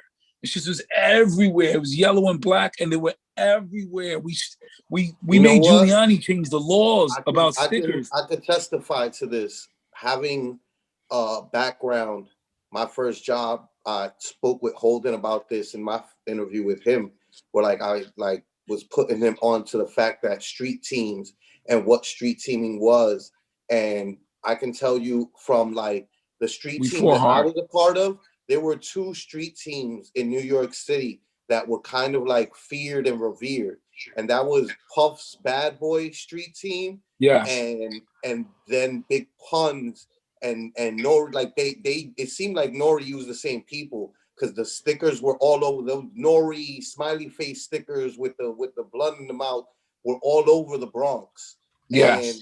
And Big Pun and Terror Squad, all their stickers were all over New York City. They were flooding it. They were just I don't think that it was necessarily a street team as much as like it was like a street army. They had an army, unlike everyone else. Like they had an army in Queens, an army in the Bronx, an army in Brooklyn. Like they had an army everywhere, like promoting their shit. Yes. Are you saying this like prior to Terror Squad, this was not as big of a thing? I don't really know a lot about sticker marketing. Yeah, see, that's what I'm saying, because Giuliani changed the law. Like it literally was every time you saw today, 2001, you can find a Terror Squad sticker that can't come out. It's just like ripped. Like the glue was too much. But we were sticking it everywhere, bro. Like disrespectfully. They it was in places that no one could rip it off. There's still stickers all over New York City, and they use the glue that is impossible to remove. Like you have to buff with a machine to get those stickers out. The adhesive was so strong. Are you guys okay with Big Zoo expanding on the subject for a little bit? I was going to give Zoo the floor as soon as I was done. Perfect. Peace, brothers. I was definitely listening, AlBe. I'm learning tonight. Glad that you're here to share, bro. But I just wanted to co-sign. I'm sitting here with my wife, and as y'all talking about the street teams, I'm talking to her on the side like, yo, that era was thorough for me as well. And Terror Squad was the illest. This is a story I've told many times, but I often give it to Joe. Like I give Joe the props on this. We're downtown on Houston, and they're putting up the big Terror Squad posters, right? And we're closer to like where Burkina was, this mixtape store, and they're a little bit further towards the east, going towards the highway, right? So at the time, I'm with a bunch of brothers, and they're like, yo, they giving out pun posters, they're giving out pun stickers, like, right? And some brothers run over there to get some of the stuff. And what was interesting was there was a fleet of those like those gypsy cabs from the BX. You know what I'm saying? There were 4 of them, all black gypsy cabs from the BX. And when they pulled up, a bunch of black and young Puerto Rican dudes pulled up and just attacked the spot with all the promo merch, right? And when they came back with the pun posters, I was like, oh, that's dope. I was like, yo, Pun got these, you know, because Joe was really behind Pun, as AlBe was saying. And I was like, wow, Joe really got these niggas out here going team crazy. Like they really wilding. Joe really pushing them. They was like, no, that is Joe. Joe was over there with them. Like Joe hopped out one of the whips too and told them. They literally rented 4 of those livery cab joints from the BX and was taking a tour through all the boroughs and bodying the street team game. I mean, I don't know what they spent on it, but at that era, I mean, now, you know, we posting stuff on IG, but when AlBe start talking about them stickers that would not come down, that's a fact. I don't know. They didn't use the regular wheat paste shit. You could probably go to Houston right now on them blocks and see that same shit. So yeah, it's a yellow and black sticker. That's exactly what it was. And you know, he would buy us so much food. We would eat so much, you know, and that was one of the things. He was like, here's a fucking 200 fucking stickers. And we would just go in. Let me see if I could hold on my camera. How do you change the, there you go. Oh, fuck. Wow. What a treasure. Holy shit. That's so fucking cool. All right, I'll narrate what you're seeing right there. That that besides the record, the platinum record, that map right there is a map of the bus lines in the Bronx. That's a bus line map. I have the same exact map in my crib because all New Yorkers want to keep a track of what bus they're gonna have to grab. But really quick, telling Big Pun stories. There's a bunch of Big Pun stories that I don't think people know. Once again, I was very selfish going to EOW. You know, I was about I was about me and not about Pun. And so like, but no one knew. So I wasn't like, yeah, this is what I'm doing. But I always wanted you guys to ask questions, or because he's not here. You know what I mean? But I'll say one story really quick. So I'm 15. We're actually still in chronological order, right? So I'm 15, 16, and Pun didn't want to finish Capital Punishment until Black Thought Versus was finished. So Pun was a humongous Black Thought fan. Like, before we knew what Black Thought was, like, we really didn't. And the name, to me, growing up, I was like, this is such a fucking illest. This is one of the illest rap names ever. Like, Black Thought, right? So I used to be like, yo, Pun, Black Thought's on the phone. So I would bring the phone to him, right? They talked on the phone, but they never met each other in real life. They never saw you. So Super Lyrical is a song that was done in that time back and forth, which is very difficult. They recorded different, right? So Pun finally gets a chance. He's finally gonna get a chance to meet Black Thought. And I'm supposed to, can you guys hear me? Yes, sir. Can you guys hear me? I'm supposed to go to D&D and meet him there. And Pun at the time got arrested at the tunnel. And Pun was supposed to go on to Black Thought's album because Black Thought was on his album. They were trading on features. And he was excited. But he winds up getting arrested in front of the tunnel and never calls, because we didn't have cell phones like that. It wasn't like, yo, call Black Thought, call Tariq and tell him, you know, it wasn't that. So Tariq just thought, and this is later Reek tells me this whole story. Tariq just thought that Pun stood him up. But he's smoking, the session is played for. So he calls his brother down in Philly and goes, yo, bring up the young bull that has that verse. You know, we had a group before, bring him up and so he could fill in for Pun. And then the dude was like, yeah, cool, because I got these shorties that are gonna dance or whatever in Brooklyn. So I'll drive up there. So the shorties and the young bull with the verse drive up to Philly because Pun got arrested at the tunnel. And so when I got there, I didn't know what happened. So then I just left. Later, we come to find out that the girls couldn't dance in Brooklyn because they were too young. So they wound up coming to the studio. The young bull was Beanie Siegel. And because Pun got arrested, Beanie Siegel was able to be on Adrenaline, which was one of his first recordings. And then after the young bull finished that verse, since the girl was too late, or she was too young to dance or whatever they were going to do in Brooklyn, that later becomes Eve. What? Do you know I'm talking about an Eve album tomorrow on my stream? That is fucking crazy connections. Yo, does Beanie Siegel and Eve happen if Pun doesn't get arrested at the tunnel? What? Dope story. I am so grateful you are here talking about all of this. I'll be back. You are a fucking plethora of knowledge and information. Yeah, it's just crazy, man. It's just crazy. I wish you guys understood how it would go from 0 to 1,000 like that.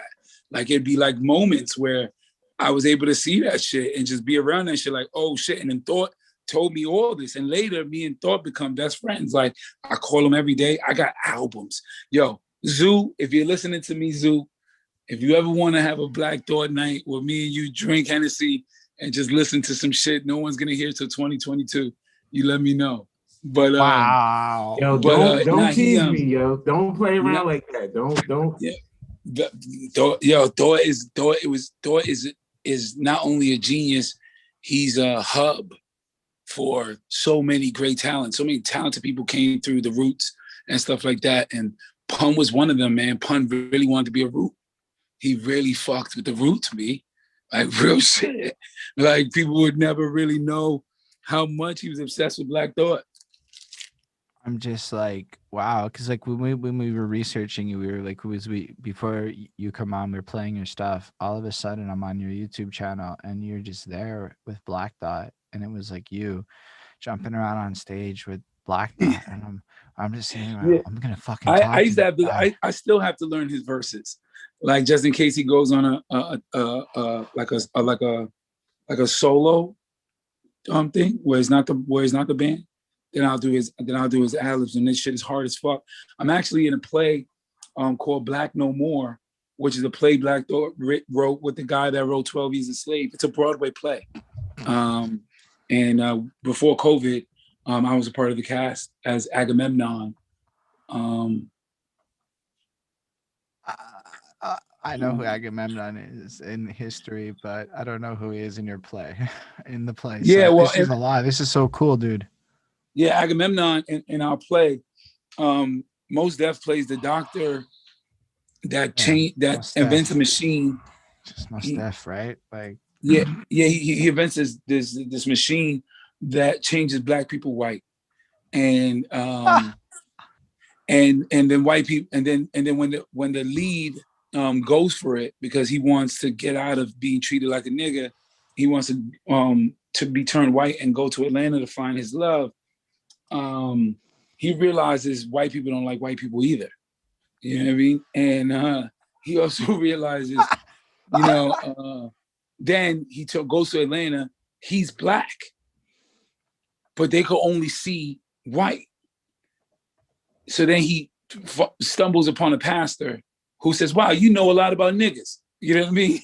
Not knowing that he was one, right? And then he goes, I want you to speak in my church, which unfolds, and he later becomes the head Klansman. So you got this Black man who is now the head Klansman because he could only, everyone could only see him as white. And I play Agamemnon, who stays in New York and reaches the brothers and sisters who didn't want to change and who want to stay the same. So I was able to do that. Flying through, I know you guys got to go eventually. No. We don't gotta go eventually. You might have to go eventually, which is totally cool. We're here as long as this is what I do, my guy. Like, I can sit here for hours. We're gonna be sitting here and listening. Like that's how long we want to go. We didn't even. I was about to cut you off to say like you're talking about acting, and like we didn't even get into how you began acting. That's true. And the knowledge that's the wealth of knowledge that's in there. That's just like you just gotta also understand. I'll be back. I'm very comfortable going 4 hours, as people like have seen me do multiple times. Maybe not as always on the Saturdays, but however long you want to go for, I am here. Is that a pun, weed tray?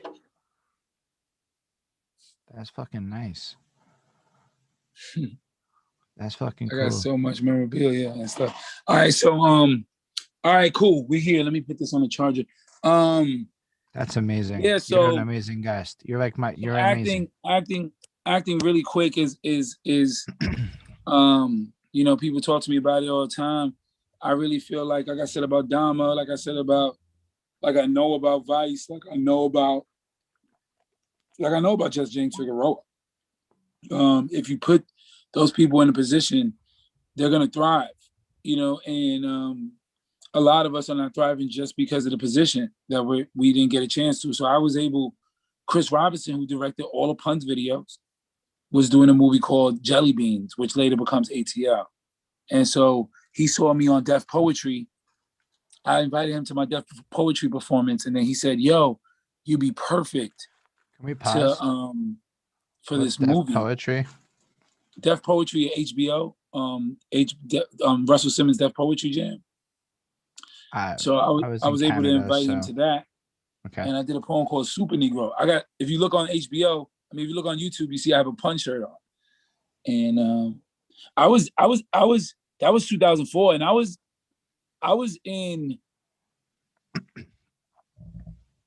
EO Dub at 2004. I It's was very in. possible. Like years, right? Like the zoo is here, so he can confirm. Like the dub is turned. They turned 20 years old last year. So they were already around in 2000. So in 2004. No, I mean, this I wasn't believe. 2000. This was 2000.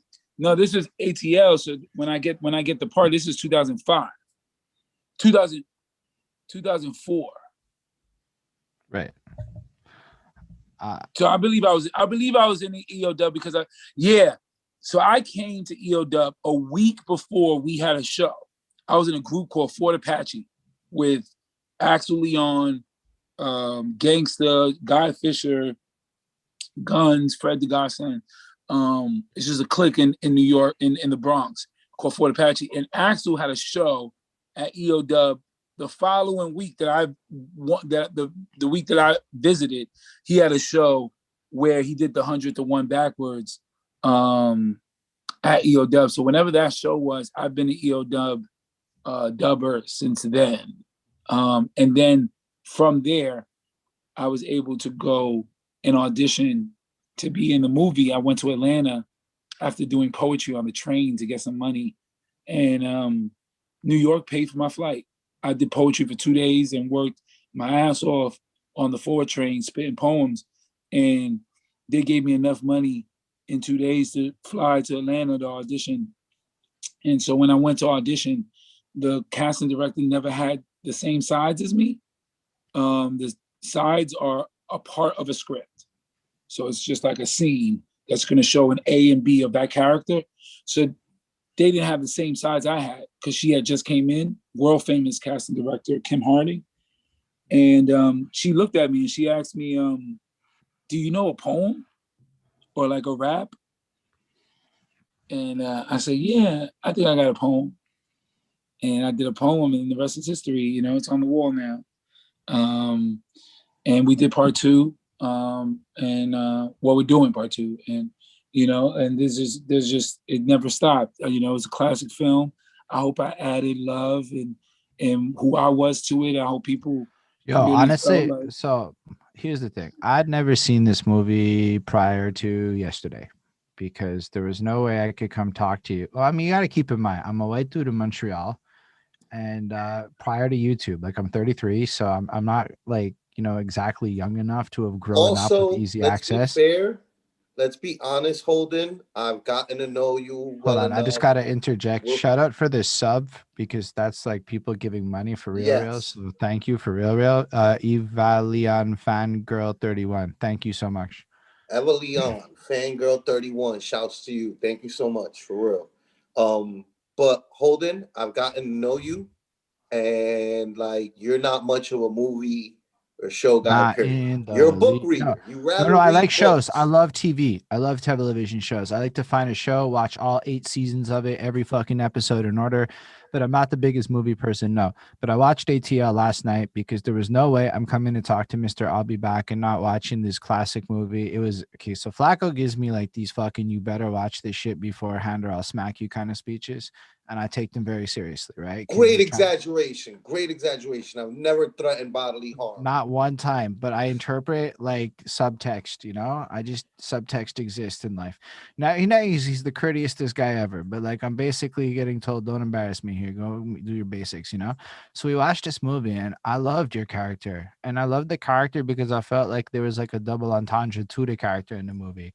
Like you're the guy from New York and ATL, and all you did was drop these great like New York style references and bars. Your smile was so lit. You just brought this positive energy. And keep in mind, I just watched this yesterday. And so granted, I'm looking for you in the movie, wow. maybe a little bit, but like I thought that the passion, my girlfriend, and she's right over there, so she can nod her head or whatever.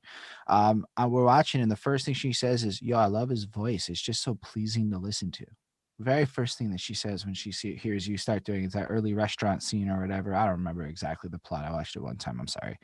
But this is ATL, is the one that we're talking about. It came out in 2006. It is a coming of age story, I believe, is a good way to put it. I have a question. Is roller skating actually that lit in ATL? Like, I don't know. Yeah. Like, I was like, is that actually that? Like, is it like that? Yeah. Like, or like TI Yes. exaggerating? Yes.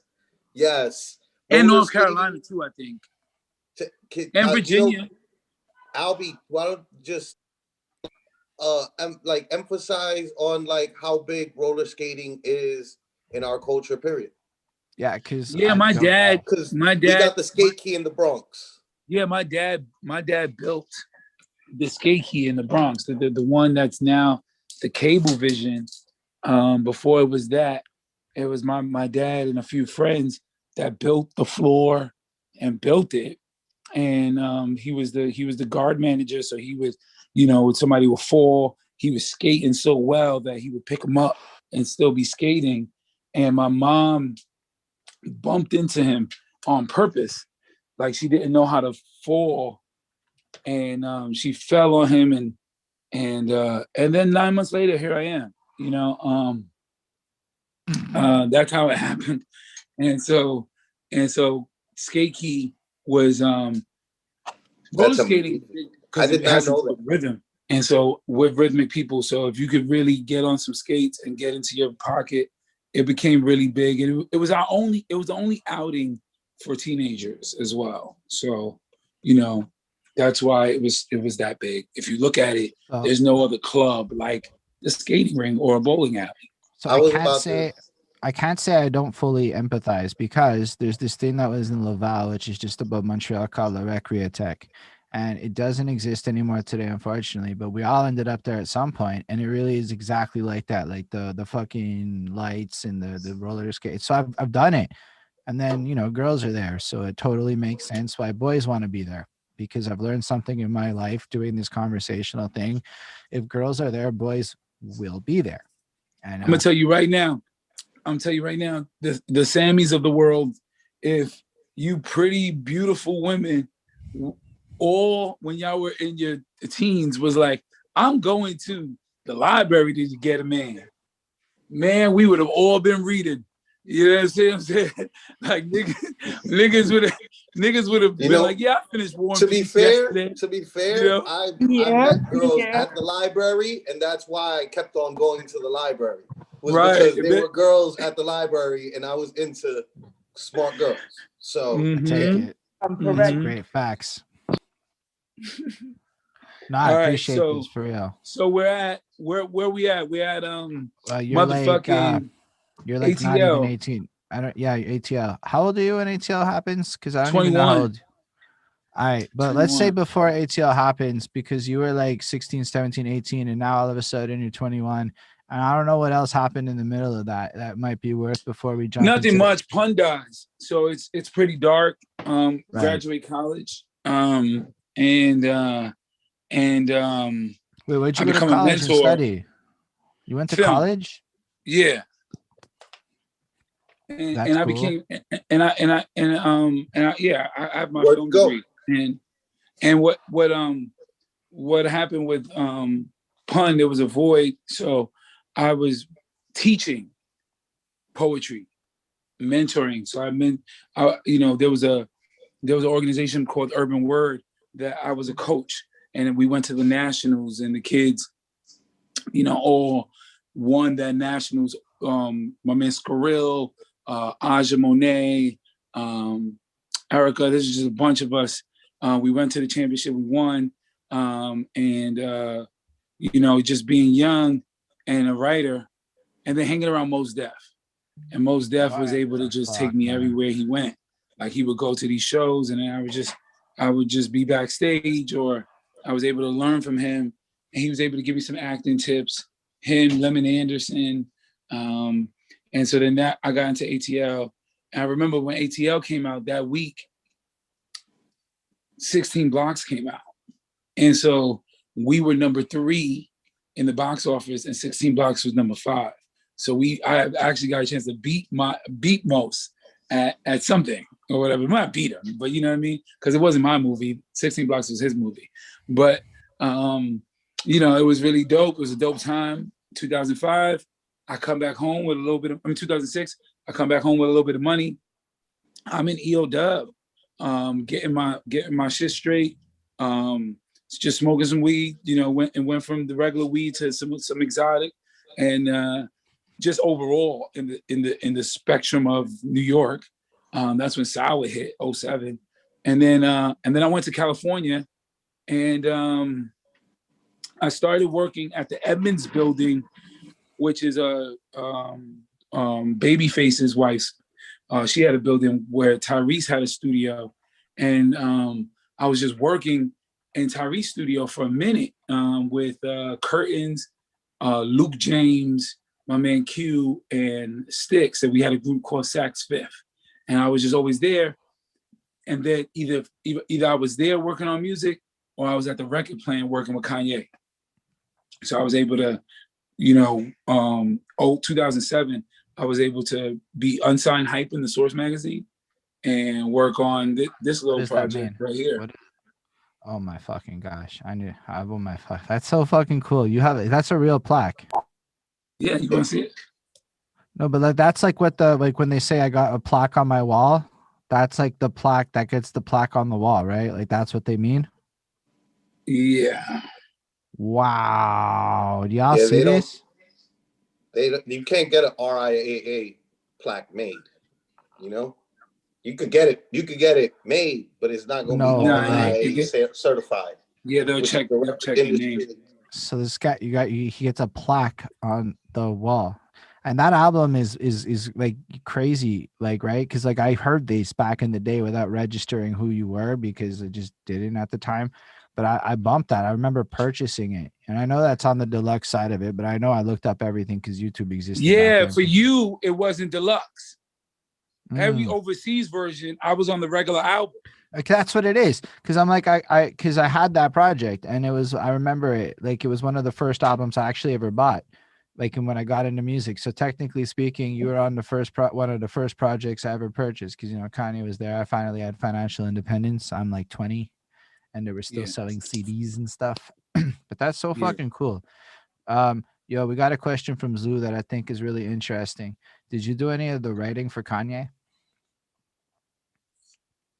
You don't have to answer if you don't want. That's a Zoo question. That's not a Holden question. Yeah. I worked on my record. Damn. Here we go again. You know what I mean? Like I never be picture perfect Beyonce, be light as AlBe or Black Ass. Like Stronger. I helped him with Stronger. Wow. Stronger was in a bad place before I got there. My guy, like that song right there, at one point in my life, I could do by heart. And I was singing it every single fucking day. Like honestly, that particular track, I played a lot in my life because that Daft Hands went fucking huge at the same time as that song went fucking huge. And I'm like 20 years old smoking weed at fucking college and shit while this is all happening. So that's a huge part of my life, believe it or not. So if you enhance that track, you enhance my youth. Yeah, well, no, listen to it. Do you know what I mean? You can kind of hear you can hear. But my thing is, when you never heard Kanye go, right. That's so long ago, whatever. But my thing is, flow-wise, I was like, yo, what are you trying to say? And he was like, I just, I don't want people to stop fucking with me. And I was like, what the fuck are you talking about? That's what I yelled at him. It was just me and him in the crib. His fiance at the time had just left. She just served us some fish tacos and everything was cool. I think we started getting deep in this Stronger thing. And I was like, my nigga, you are 8 Grammys in. What the fuck are you talking about? I was like, my nigga, I want and I started getting angry, right? I was like, my nigga, listen to me. Listen to me. Jay-Z needs you. I literally said that, bro. I literally was like, yo, they all need you. You're the one. You did it. Now let's go. That's why the idea you can hear is Stronger. What does kill me make me stronger? But that's the hook that always been there. You listen to the verses after AlBe got there, it turned into the brash, you know what I mean? Bow in the presence of greatness. You know? I'll do something I've never done if Big Zoo is still there. If Big Zoo is still there, I'll do something I've never done. I hope Big Zoo is still there. Still here, for sure, still here. Ah, Big Zoo, Something I've never yes. done. I also knew when I asked that writing question that you were gonna make that exact face when I asked. But I couldn't ask you like in public, so I asked you behind a black on somebody else's interview. That's how I Yeah. This is why we love Big Zoo's presence The on this. mastermind of Welcome, our guy. Professor X. I think I remember a little bit of my verse, right? Let's get roast tonight. I used to roll grams of the OG tight. Now I'm the wizard of the OZ flights. So yeah, grams of little speaker trophies, right? Awesome. Now this is the difference of Paul. Get cash like I got pumpkin for balls. Trick or treat show to you so. Do anybody make hip hop anymore? I'll be back here to change this shit. Pop this button like a rapist. Scream and shout and take this. Oh damn, and I'm only halfway in. Shooter in the back, dick chain chicks. I'm tripping, I'm caught up with the matrix. I'm tipping, I'm caught up with the waitress. You slipping, you caught up with that lameness. New style, watch how Al Sam Davis tap dance. Then I act like I ain't this. What I do, I'm cooler than famous. So ain't this booty in my... Never mind, that shall remain nameless. Because if you knew, then you want to taste it. Luckily, my favorite color naked. And I love when she got her hair braided. So I treat her like I play for the Lakers. And she loved it because she know my favorite flavor it. A girl shake it. A don't break it. A go fake it. Until you make babies. Oh. Yo. Oh, that's how long I've been on ya. Yeah. Yo, that's 07 bars, son. You know? No, that was because you, like I said, yo, like that track, like I really fucks with it. Like if it comes on today, I'm like, let's get lost tonight. You could be my black Kate Moss today. Play secretary, you know, like that shit is like I fucking love. Like, I'm not gonna go, but that shit is like to this day, I fucking love that song. And then you gave us that, my guy. Let's not mess up my sneaker connect. You know what I mean? So let's just honor the dude for all the glory that he is, and he will be our 47th president. I'm a huge Kanye fan. I don't care what anyone says. He will be our 47th president. And I was giving all praises due to Jesus. May Jesus no, but like for real, all. like anybody can say whatever, but like we do album reviews, right? Kanye West is a brilliant artist. I fucks with him heavy. Jesus is King is so fucking cool. Like I love what he did with the Sunday services. I like fucking list. Like I don't care about all the prejudices. I go on the Twitter rants. I'm like, yo, Kanye has some interesting ideas here. Why y'all? Did you read the other stuff, or did you know? Like I'm not like one of those dudes. I fucks with Kanye because like, yo, he inspired me. One time in 2013, I watched this interview where Kanye was talking, and he's like, yo, I'm more than a rapper. I'm more than that, right? And he started talking like this and that about all of his ambitions and his goals and what he wanted to be with his life. And I'm like, wait a second, you can be more than that? I swear, this is me. And I'd never listened to Kanye before. Before that, it was like Fish Sticks and all that shit from South Park, right? Because, you know, it is what it is. But then all of a sudden, I heard him talk for the first time. And I'm like, holy shit. Like, I don't think anybody's listening to Kanye. Now, let's be real. Like, let's say you're not on that fully neurotypical spectrum shit. Sometimes the world doesn't fully hear what you're trying to say. Till later. They can isolate some shit, right? Like, that's just kind of what happens. Yeah. Till later. They won't do it till later, bro. So, like, art is not... This is what if Vice has taught us anything, you know, I mean, he taught us so much, but, you know, art isn't for now. Art is for after you're gone and people could appreciate it in a different space. Art, you know, Picasso's album dropped. It's one thing, you know, but after he's gone, the Picassos are different because he can't recreate that. So we look at art as monetized quicker, like records sold $20 in my pocket. But that's not the essence of art. You know, it's for us to do the work, and then when we're gone, it'll be valued and appreciated. So I feel like, you know, years from now, years, when Ye's not here anymore, and there's, you know, 50 years from now, 60 years, and some kid picks up a college dropout or a late registration or or her graduation, they'll be able to see the duality and the genius of this man. But Like, I think it yeah, goes further than that personally. Like Twisted Dark Fantasy, 808s and Heart. Like, you can basically run through his whole career, and if you're willing to be open minded with it, like, yo, check it. A couple of years ago, Kanye dropped a bunch of 7-track projects that he curated, and everybody made fun of it. 2021, 4-track projects is like a fucking norm. The guy's a visionary, and I don't think people do give him yeah, his due we was credit. doing that. We was doing that. Black Thought had did it. Black Thought had did that 3 months before him. But I just got some sneakers they sent to my daughter. You want to see my daughter's? Yes, we would They love just that. sent me some. Absolutely. Absolutely. And then after that, we get back to the story of AlBe. Yeah, I'm cool with that too. This is amazing. Holden's like, I mean, let the man go, Flaco. Just let him do what he's doing. Yo, he's doing the best he's doing. People are loving. He's amazing. He's amazing. I'm a blessed person to have people like AlBe in my life. Listen, like, that is a gorgeous shoe. Not me though. Not me. Don't send me. Don't send AlBe nothing, even though I'm the one that voted. Said it to little Caitlin. That's a whole dynamic of me that I don't even think people really don't even understand yet.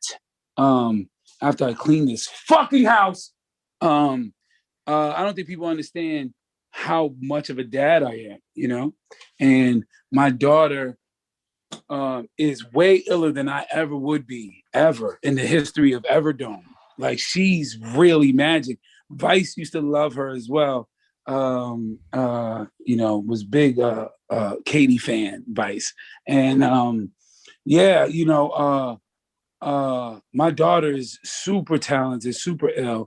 And so everything that I'm doing now, from that graduation publishing to everything, is for the upkeep of her. After 07, we come back into 08, to which I decide that I have the fortitude to release a record. And I released a record, and it was on Hot 97 for a month, and it's called Love You More. And it was one of the biggest records in the world to me.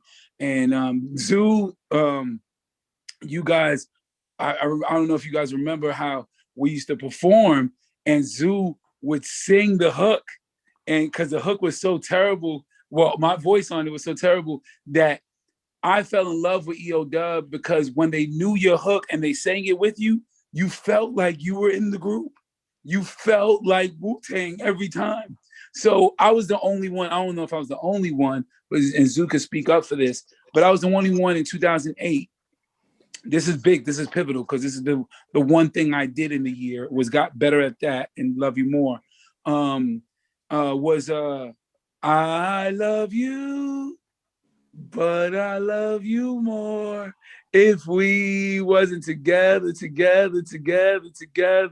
baby, listen, I love you. And I remember, Zoo and Vice, they were singing it.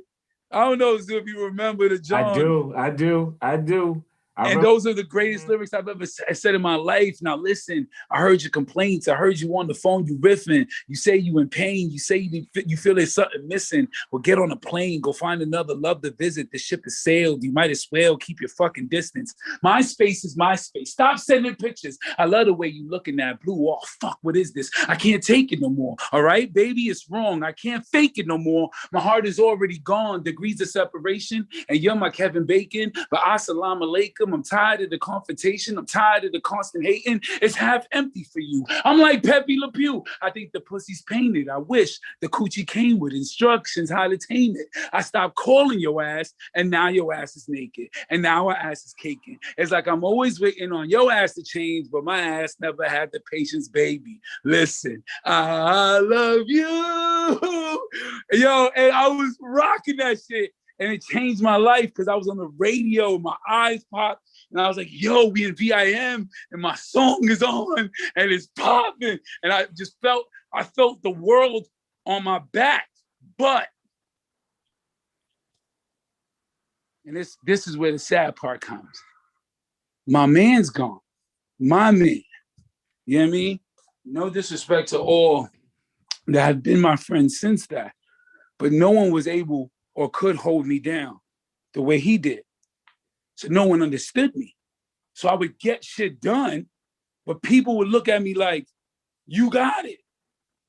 You're doing it. And so no one would. So like, I remember Zoo could tell you, you know, that fateful day when I invited him and the boys to my house, that scenario,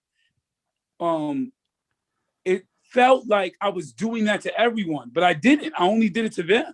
I was like, please, I have something coming. I know I got a pinky in the door. Just, I want to grab the EOW flag. I want to fly. I wanted to be exactly what I saw they was for Just James, or what my perception was. Because of course I was outside the bubble, and this was 2008. This really matters to me because I didn't get that. I didn't get a chance to get that team, and everyone had a team. So there was no one that was coming out next year. Drake, Wale, Meek Mill, J. Cole. There was no one in that class that didn't have a squad behind them. You can arguably say that the Young Money, Bedrock, and Sleep with Every Girl in the World was just a kind of constructed fixture to make Drake seem like he had a big team. You know what I mean? Like, there's no rapper that ever made it without a group or a team. Outside of LL, a little bit of Fab, you know, even though Fab had that Joe Buttons and Paul Kane and Ransom thing, but like a little bit of Fab and LL. Outside of those, like, kind of like, out of all the people in the game, everyone had a team. So all my team was an open mic squad. You know what I mean? That was it. That's all I had. My nigga died. So I'm on the loose, just trying to go do my thing. And then I was like, oh shit. I had Pun's ashes in my crib, and I was living on the 32nd floor at the Ritz-Carlton. Zoo, you were there, you remember?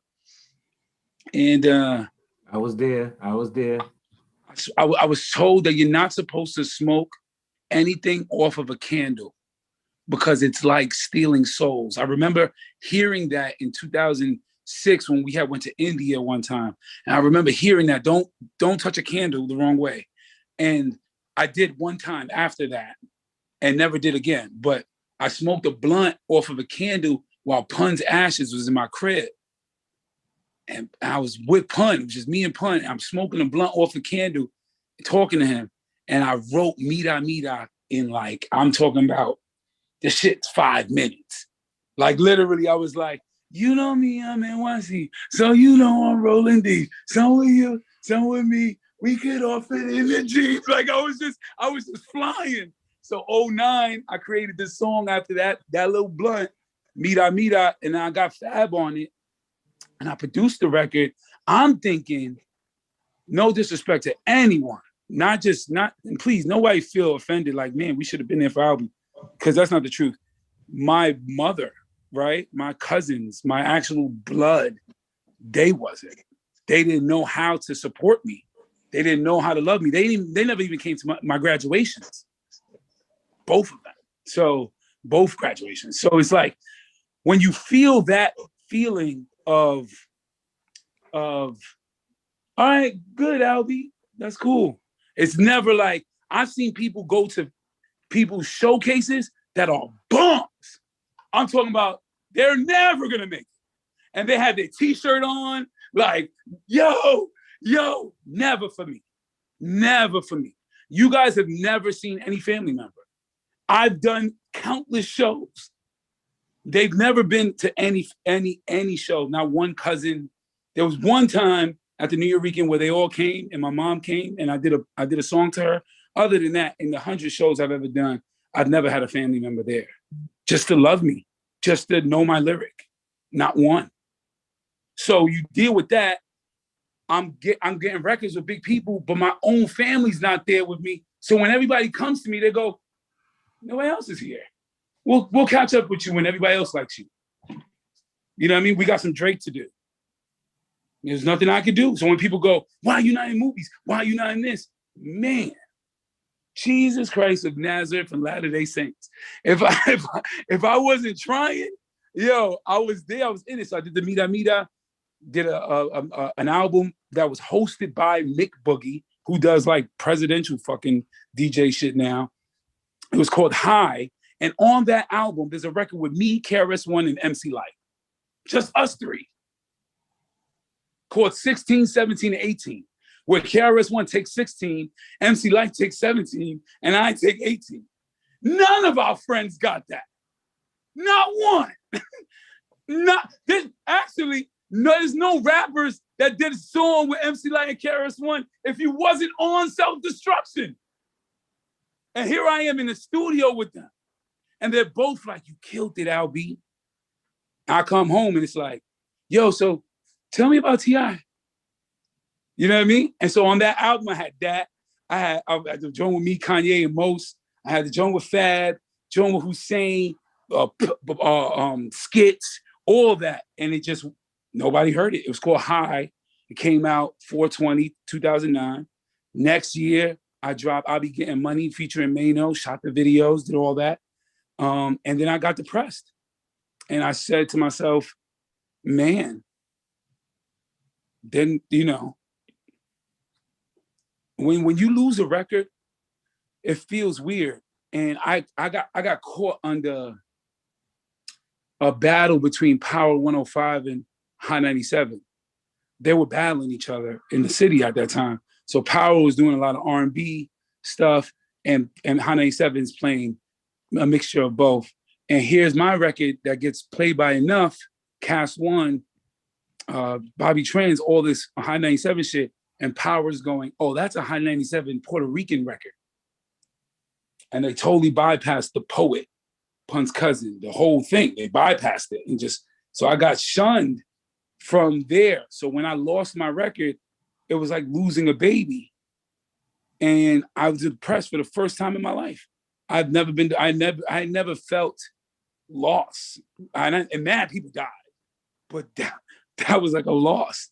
And she called out to me, bro, you know, Katie said, it's my turn. And I got you.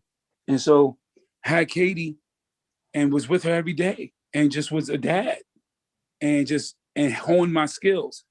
Within that, there's plays and stuff, but I understood the writing part of my gift.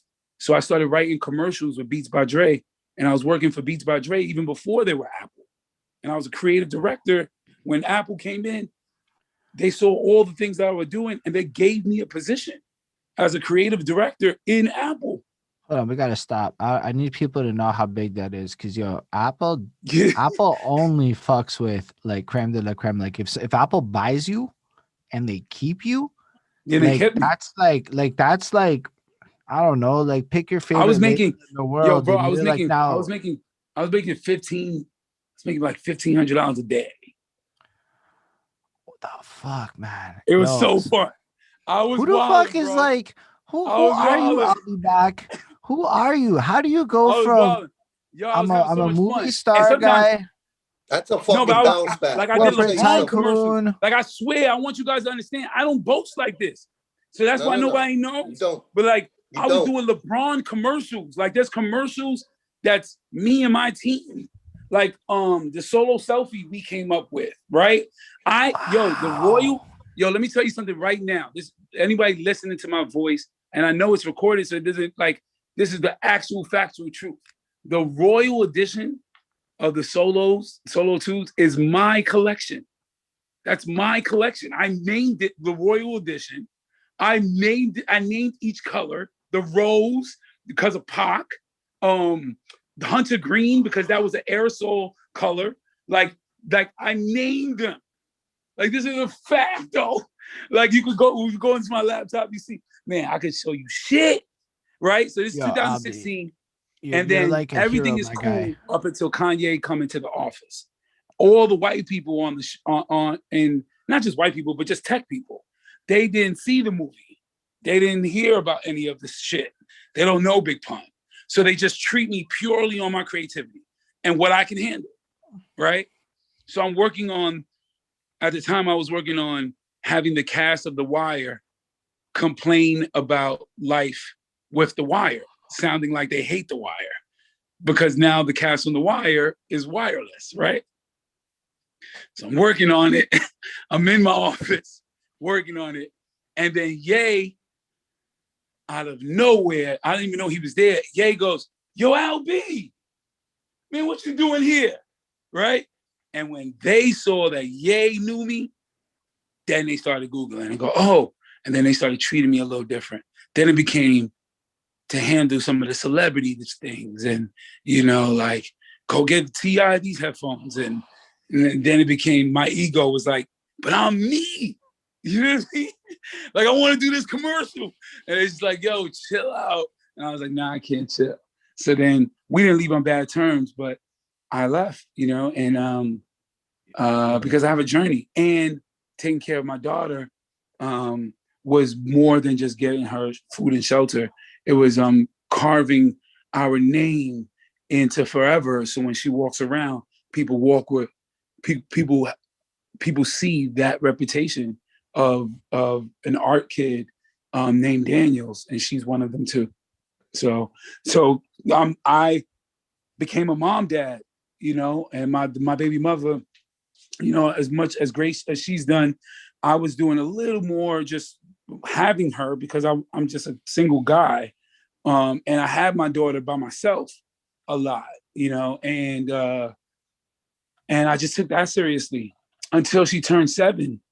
And then I started to see, I know Zoo, you can attest for this, when they start to get to a place where they are people. Like, they were people before, but now it's like, oh, you're a whole thing and you got it. If you got hungry, you could get up and get your own shit. And like, you understand me fully. Like, now it's not like something will happen to me and you have to tell somebody, tell me about my dad. You know what I mean? So she turned 7. I zeroed back into the artist you see now, which is putting music, putting ghostwriting, and I'm doing so much within my day in the writing front that I'm just a totally different person than I was in the dark years that no one heard of me because I was just being a dad. Not that I stopped, but my journey is continuing until Katie's ready to pick up the mic. So I say all that to say it was Pun, and then it was me by myself working with Ye, working with Mos Def. And then I did everything on my own in 2009. And 2009 was a really hard year because I lost my record with the Mira Mira joint. I couldn't do it by myself. I had no support.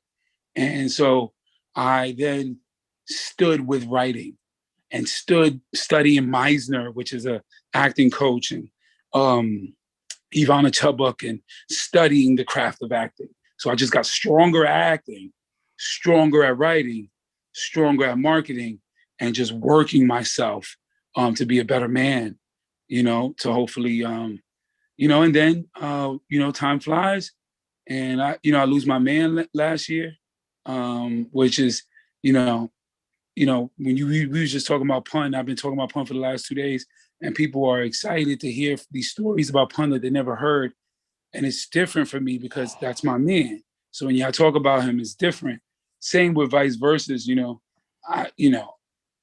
even though we were on the stage together, because I was in Brooklyn by myself with my daughter, walking from the school that she was accepted in to Oxcrib, Vice House was along the way for 3 or 4 months, every day I had a brother there with me, telling me I was worth it. Thank you for sharing.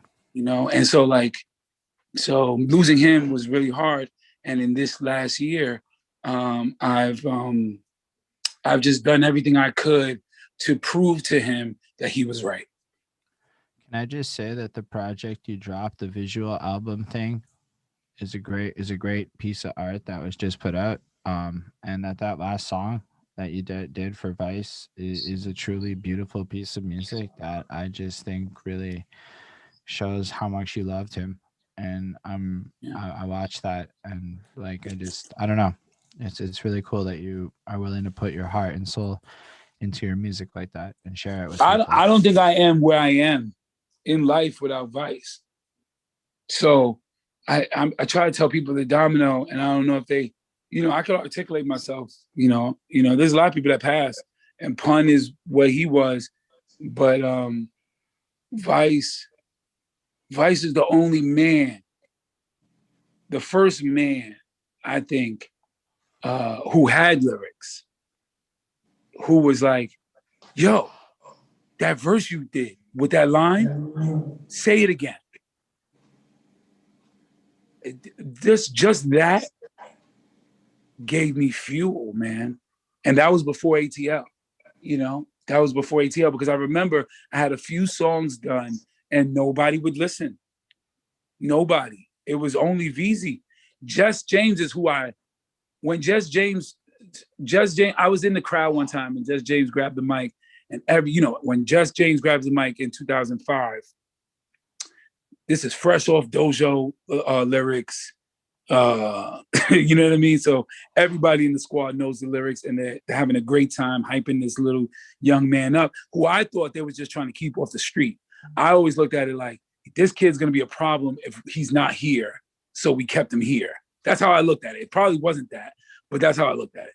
And so he came on, he was like, hey, y'all, I'm about to spaz out, last out, and everybody's like, that should change me. So I looked at that and I watched it and I wanted that, but they wasn't going to give me that because they don't know me. I just paid $10. It was VZ that made me feel. You never see a performance of me on stage and he's not there. I wouldn't go on till VZ came up with me. I'm like, yo, Vice, there's one time where you see him, he doesn't even want to get on stage. He's below the stage. He's like, all right, AlBe, I want to leave already, or like I want to get into my drinking part of the night. You know what I mean? So it's like I never would want to do anything without him because he didn't even know.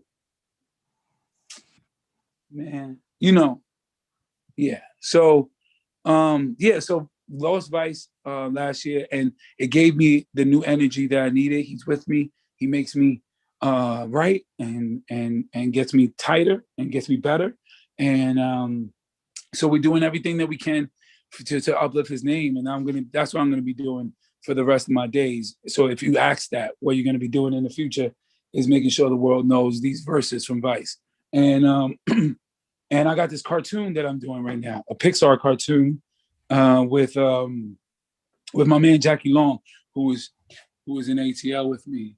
We have a cartoon that's really dope. It's really intelligent. Snoop's in it, 50. There's a bunch of names that are going to be a part of it. It's a really classic joint. And so in a nutshell, that from me as 5 to 2090, from 98 to 2005 where I shoot ATL, to 2009 where I dropped Mira Mira and I'm in the streets as an MC, to now, then going to Beats by Dre in 2016 and dropping the album that you heard, that you listened to. I dropped that in 2016. Then I dropped the Notebook in January on my birthday. So and there's so much more. I mean, I'm coming. And there's a small little beef with Talib Kweli, but we'll get that to another time. That's amazing. I do know, I have heard that song, so I know what you're talking about, but we can say Chancleta? Yeah, I heard that Chancleta song. Yeah, I know what that is personally. But I just have to say I'm a big fan of your music. I heard a whole bunch of it. And as like a person who just likes consuming music, you really like the ALBum. I don't know, because you capitalized your ALB, right? I get it, AlBe, right? AlBe. Yeah, or the album. Yeah, right. The album is called The Album. So when I listen to that shit as an album reviewer, because I did a lot, like we're talking hundreds. So I go into a certain mode where I'm looking for certain things. And that album in particular was very special for me to listen to because it stood the fuck out, right? It was all over the place sonically. So track to track, it also feels like you're kind of moving along this journey. There was also like just snippets of your life. I actually Googled things after and learned stuff about you throughout the because I was listening, right? And you're telling the story of yourself throughout this project. Like I didn't know you did a song with Kanye West until you brought up doing a song with Kanye West on that album. And then I discovered that shit and I'm like, holy fuck, right? Like, and it just connected a bunch of dots. Or like the sneaker fucking track where you're just giving love to it. And it was just this song where describing a desire for the old shoes that are left over when Kanye West pivots, like, fuck it, don't let that go to waste. Give it to me. I see AlBe might not be with us, so I feel like I'm talking to nobody, and I hope you're still with us, AlBe. If not, it is frozen up. Might have froze on us. It Might have happens froze on sometimes. us. Battery might be dying. That's fair. Let's see what happens. Let's see when he comes back into it. I'm certain it's there. Yeah, just to respond to the Yeah, Eva he left. on Fangirl, I technically have a Discord link. I just need to figure out what I'm going to do with it. But the one exists, technically speaking. AlBe is back. Amazing. So yeah, you're muted though, so you're going to have to unmute yourself, sir. Yeah, it was I wanted to see how I could start a record where it was warm and then eventually got cold. But how can you represent cold? Like how can you represent cold in a record? So I got ghostly cold, you know, and I stripped the beat, and then Ghost is, you know, Styles P is like phantoms and the ghosts talk No, to man, me the because whole I'm broken. Yeah. But to be fair, man, it was the love poem, the interlude, followed up into that other one that was one of my favorites. Poison is a beautiful thing. It is a beautiful masterpiece. I don't know who the lady is. I didn't have time to figure that out because the second What half. song is it? I think it's Poison. At least one of them. Halfway through, it stops. It cuts for a second, and then a lady takes over and starts talking for the second half of the track. And it was a beautiful, like, fucking song. I'm pretty sure it was that. Let me check Spotify real quick. No, it was Pen, not Pen. sorry, it was Pen. So I talked to Poison Pen recently, and that shit got confused in my head. So I apologize for Right, that. Poison Pen. Yeah, And so you said Pen a is what I lady meant. talks? Yeah, like halfway through or something, and maybe it's not a lady, maybe it's you, but I thought it was like somebody else. It's me. Yo, you Oh know my what's fucking funny? gosh. That's a secret track. Do you guys remember when motherfuckers used to have secret tracks? Yes, Like I we did a used to whole have video like on that shit. records that were after the record, like minutes after, you could just start listening to another record. Nas had it on It Was Written. So I wanted to do a secret track. The secret track is a prelude to Pen. Pen is an idea that a girl should be writing her man in jail, but just having a conversation, talking to him. And the prelude is how he got arrested. And that's called The Door Knocker, where she becomes a door knocker and knocks on people's doors so that her man could come in busting through. And there were a lot of women out there who were door knockers, you know, and just that experience. So it's so crazy that you picked on Pen. Pen is such a good. That's a beast. That's a beast, dude. record. I mean, I didn't realize it was a hidden track. In hindsight, now that you say it, it makes sense. But we're in the Spotify era, so it's just 7 minutes, and I just was like, whatever, and listened to it as a single one. But yeah, the whole thing, dude. I love your album. I would qualify it under my like modern classic. Like I can't tell you if in 10 years it's gonna still be a classic because that's how you really know. Time passes. Yeah. That's how when you were talking about sales before, I'm like, here's the truth about it, right? Like when you go back and look at what's amazing, it doesn't really matter what sold. It's kind of what's interesting still today.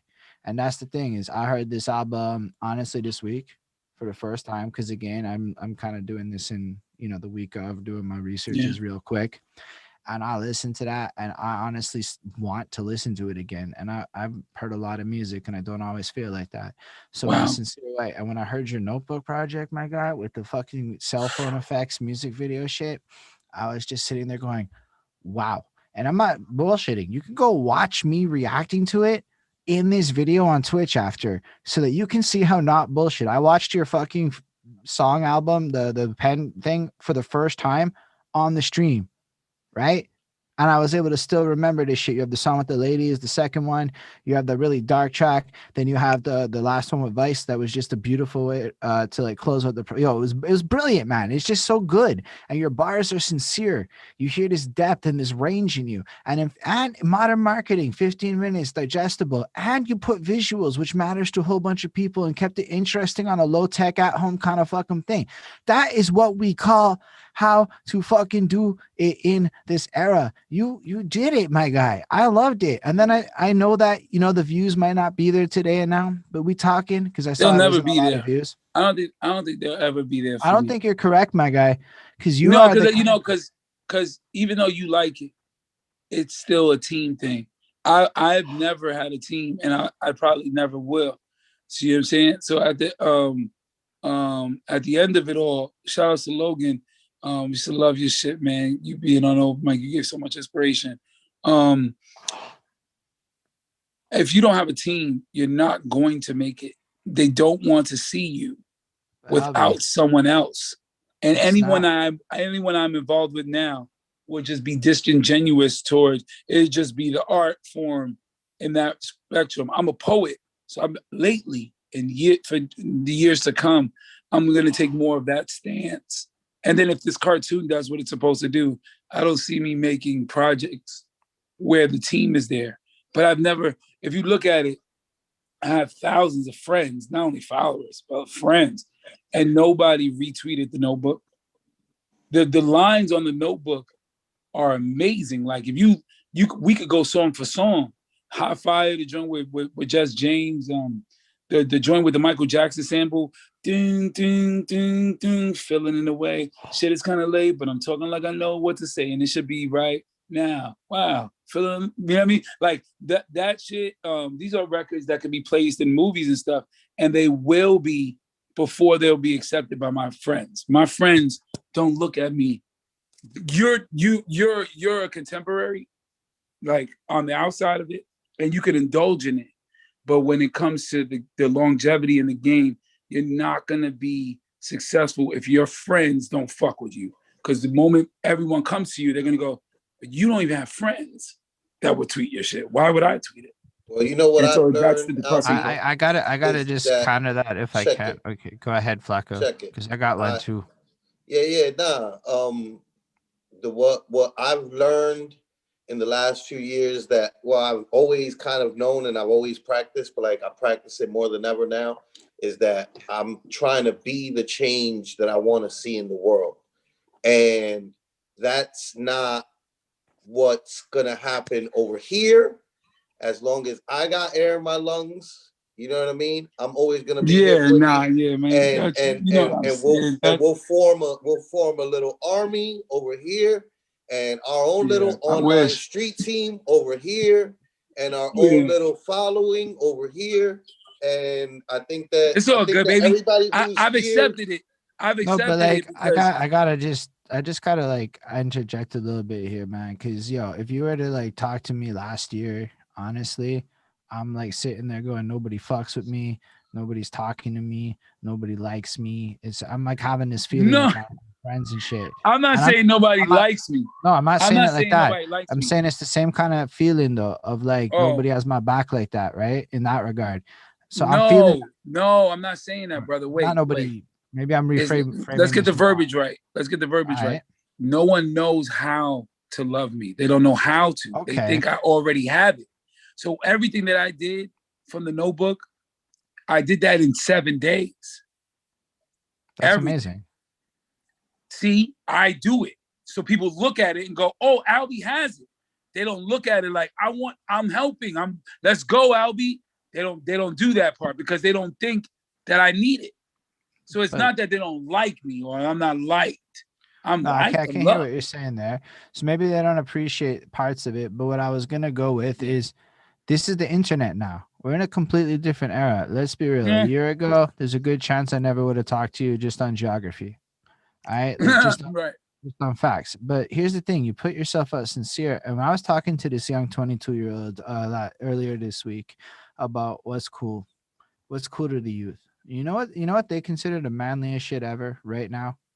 being as sincere and raw about emotions as you're being, that is the manliest shit in the fucking world right now. So effectively, you are an alpha male in the eyes of youth in the way that the world is working right now. I would argue that this next decade is going to be very fucking kind to somebody like you, and you just don't know it yet, and you don't see it yet. But when I look at you, my guy, I'm going like I'll be fucking back fan. I'm gonna go fucking shout your name out to everybody I know. You know, like you just maybe didn't meet the people yet. Maybe you Right. didn't meet them. The future is like forever and Kevin, what shit. up? So when it Yeah, comes man. down to it, Yeah, that God that is might good. be This is it our just time. You know, I'm just way more loyal than sometimes it's never you're never gonna sometimes in man. life it's like that, but then you have a I'm inspired from this conversation. You gave me a gift. You knew you were giving me a gift and you gave me that gift. But I appreciate the gift that you gave me on this stream, all right? Like I appreciate it to the depth of what you did, man. You made this so amazing. You didn't have to. You could have been Hey boring with man, it. we did our thing on this one, man. Yeah, no, thank you, brother. Thank you. I always Oh, save I mine for lost the you. end. You know what I mean? But I mean, we you did definitely do the whole life story. But like, like I love you to No, death, no, bro. we You got know to what it go above and is. beyond. Did you not see the performance art that the man did in the middle of this? Like nobody's fucking moving around like that, doing this thing Yeah, natural. Like there and were Yeah, people man. know commenting that, like, "I love yeah, how like he's lying on the floor." yeah, like know that I give you your flowers in private too. Like Oh, you do. when there's nobody there and it's just me and You do. Holden will tell you because he's here. You know what I mean? And I'm like, let me tell Yeah, you no, you something. do. My bro is gonna be a different type of interview. And I was like, get ready. People don't I have was energy ready. like my bro. They don't have like the that's why I found when you said Biz Markie, Bobby Brown, Slick Rick, to me, I'm like, it's like when you picking a lock and everything finally clicks and you're like, oh, that Like makes AlBe Yeah. man. wild sense to me. I understand, like as another artist, like I get it, Papi. You know what I'm saying? So like when I see it, I'm like, yo, But you and gotta Holden's like, absolutely right. There are a lot of people that they're gonna see this and they're like, gonna be inspired because yo, that's what like I people think want you gotta, nowadays. Is somebody you to also be gotta like real think about and raw. Mm-hmm. how global this And is. We have pure. Golden Jenny in Norway who's gonna maybe go bring Albie back to Norway. And now you're Mm-hmm. over there. And that's kind of what it is. I mean, listen, yo, you're muted again. I'm sorry. You're I'll be muted, back. Bobby. You're muted. You're muted. You're muted. Yeah. All I right, you're thank good. God for all my blessings. I told you in the beginning of the podcast that I felt incredibly lucky and gifted, and I felt blessed. So with great blessing comes you know a responsibility to not only remember that you're blessed, but figure out how to distribute your blessings and pour your blessings out of you so that way God could fill you up with new ones. So I was able to do that by not being bitter by the people that weren't there or didn't post me or didn't listen to my Oh, album. we got somebody I just from feel bad. Iceland giving you I love just right now I just too. feel bad really quick. I just feel bad that I am such in a limelight and that my friends don't know how to approach me. I don't know how to do that because Dutch, you tell them as soon as you sent the song, I sent it back. I'm available, but no one know. It's almost like they don't want to big me up that way. Yeah. They want to keep me on a level of them or whatever, not in a malicious way, but they don't want to look at me like, and I don't want to be looked at like that. I just want to help.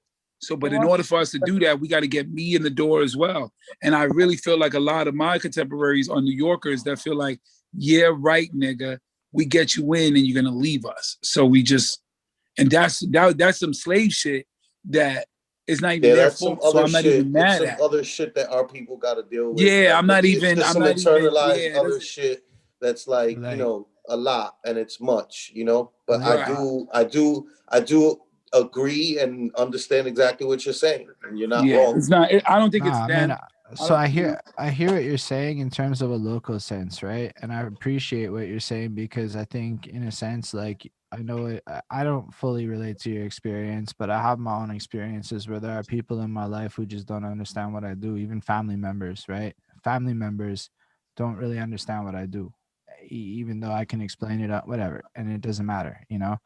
So I can appreciate what you're saying, but I guess what I'm trying to convey to you is that in this new world that we're in, right? In this new world, like we have somebody from Iceland here, Norway, my boy JLB, right? Like he's in Montreal. He's in the chat right now. There's all these people. Sammy Shout out C's to in Montreal. Montreal. I think DJ Cabin somewhere interesting too. I might be wrong. So you have Brooklyn. people like, okay, yeah, it's still interesting. It is what it is. I just saw the name. I just ran with it. Sorry. I don't know. Yeah. Brooklyn's still Keep cool to going. me. Like, yo, Brooklyn's Go. so cool to me. Like you Nah, like all Brooklyn of is this is wild cool. cool.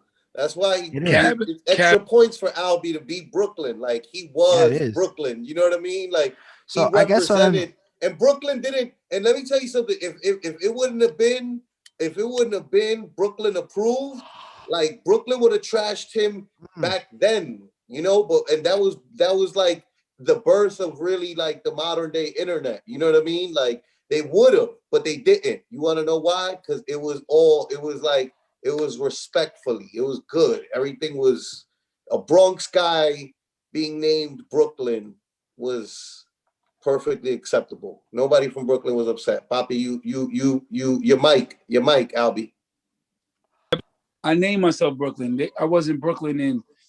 Originally, his name was Patches, and I was like, "The fuck out of here with that." I like the Brooklyn That made no name a sense. lot. I did a Canadian movie. I'm in it briefly, but I coached all the rappers how to all the actors how to rap, and then I coached all the rappers how to act. It was a battle rap movie that came out last year, and I produced it. I'm literally on set working with everyone, getting them sharper, helping with the lines, helping with lyrics and stuff like that. And it was the first YouTube movie to Are you ever talking be, you're talking about Bodied, right? yeah. Yeah. Oh my gosh. So actually, we do really well on the keyword for Bodied on YouTube for our review of it, and people consistently click on that shit, click off. But I saw that you were in that, and I have to tell you that that movie was extremely important for me. So the fact that you even were involved in that, I wanted to bring it up hopefully at some Involved. point. Shoosh. I could tell you stories about Body. Oh my On gosh. that set, people used me as a verb.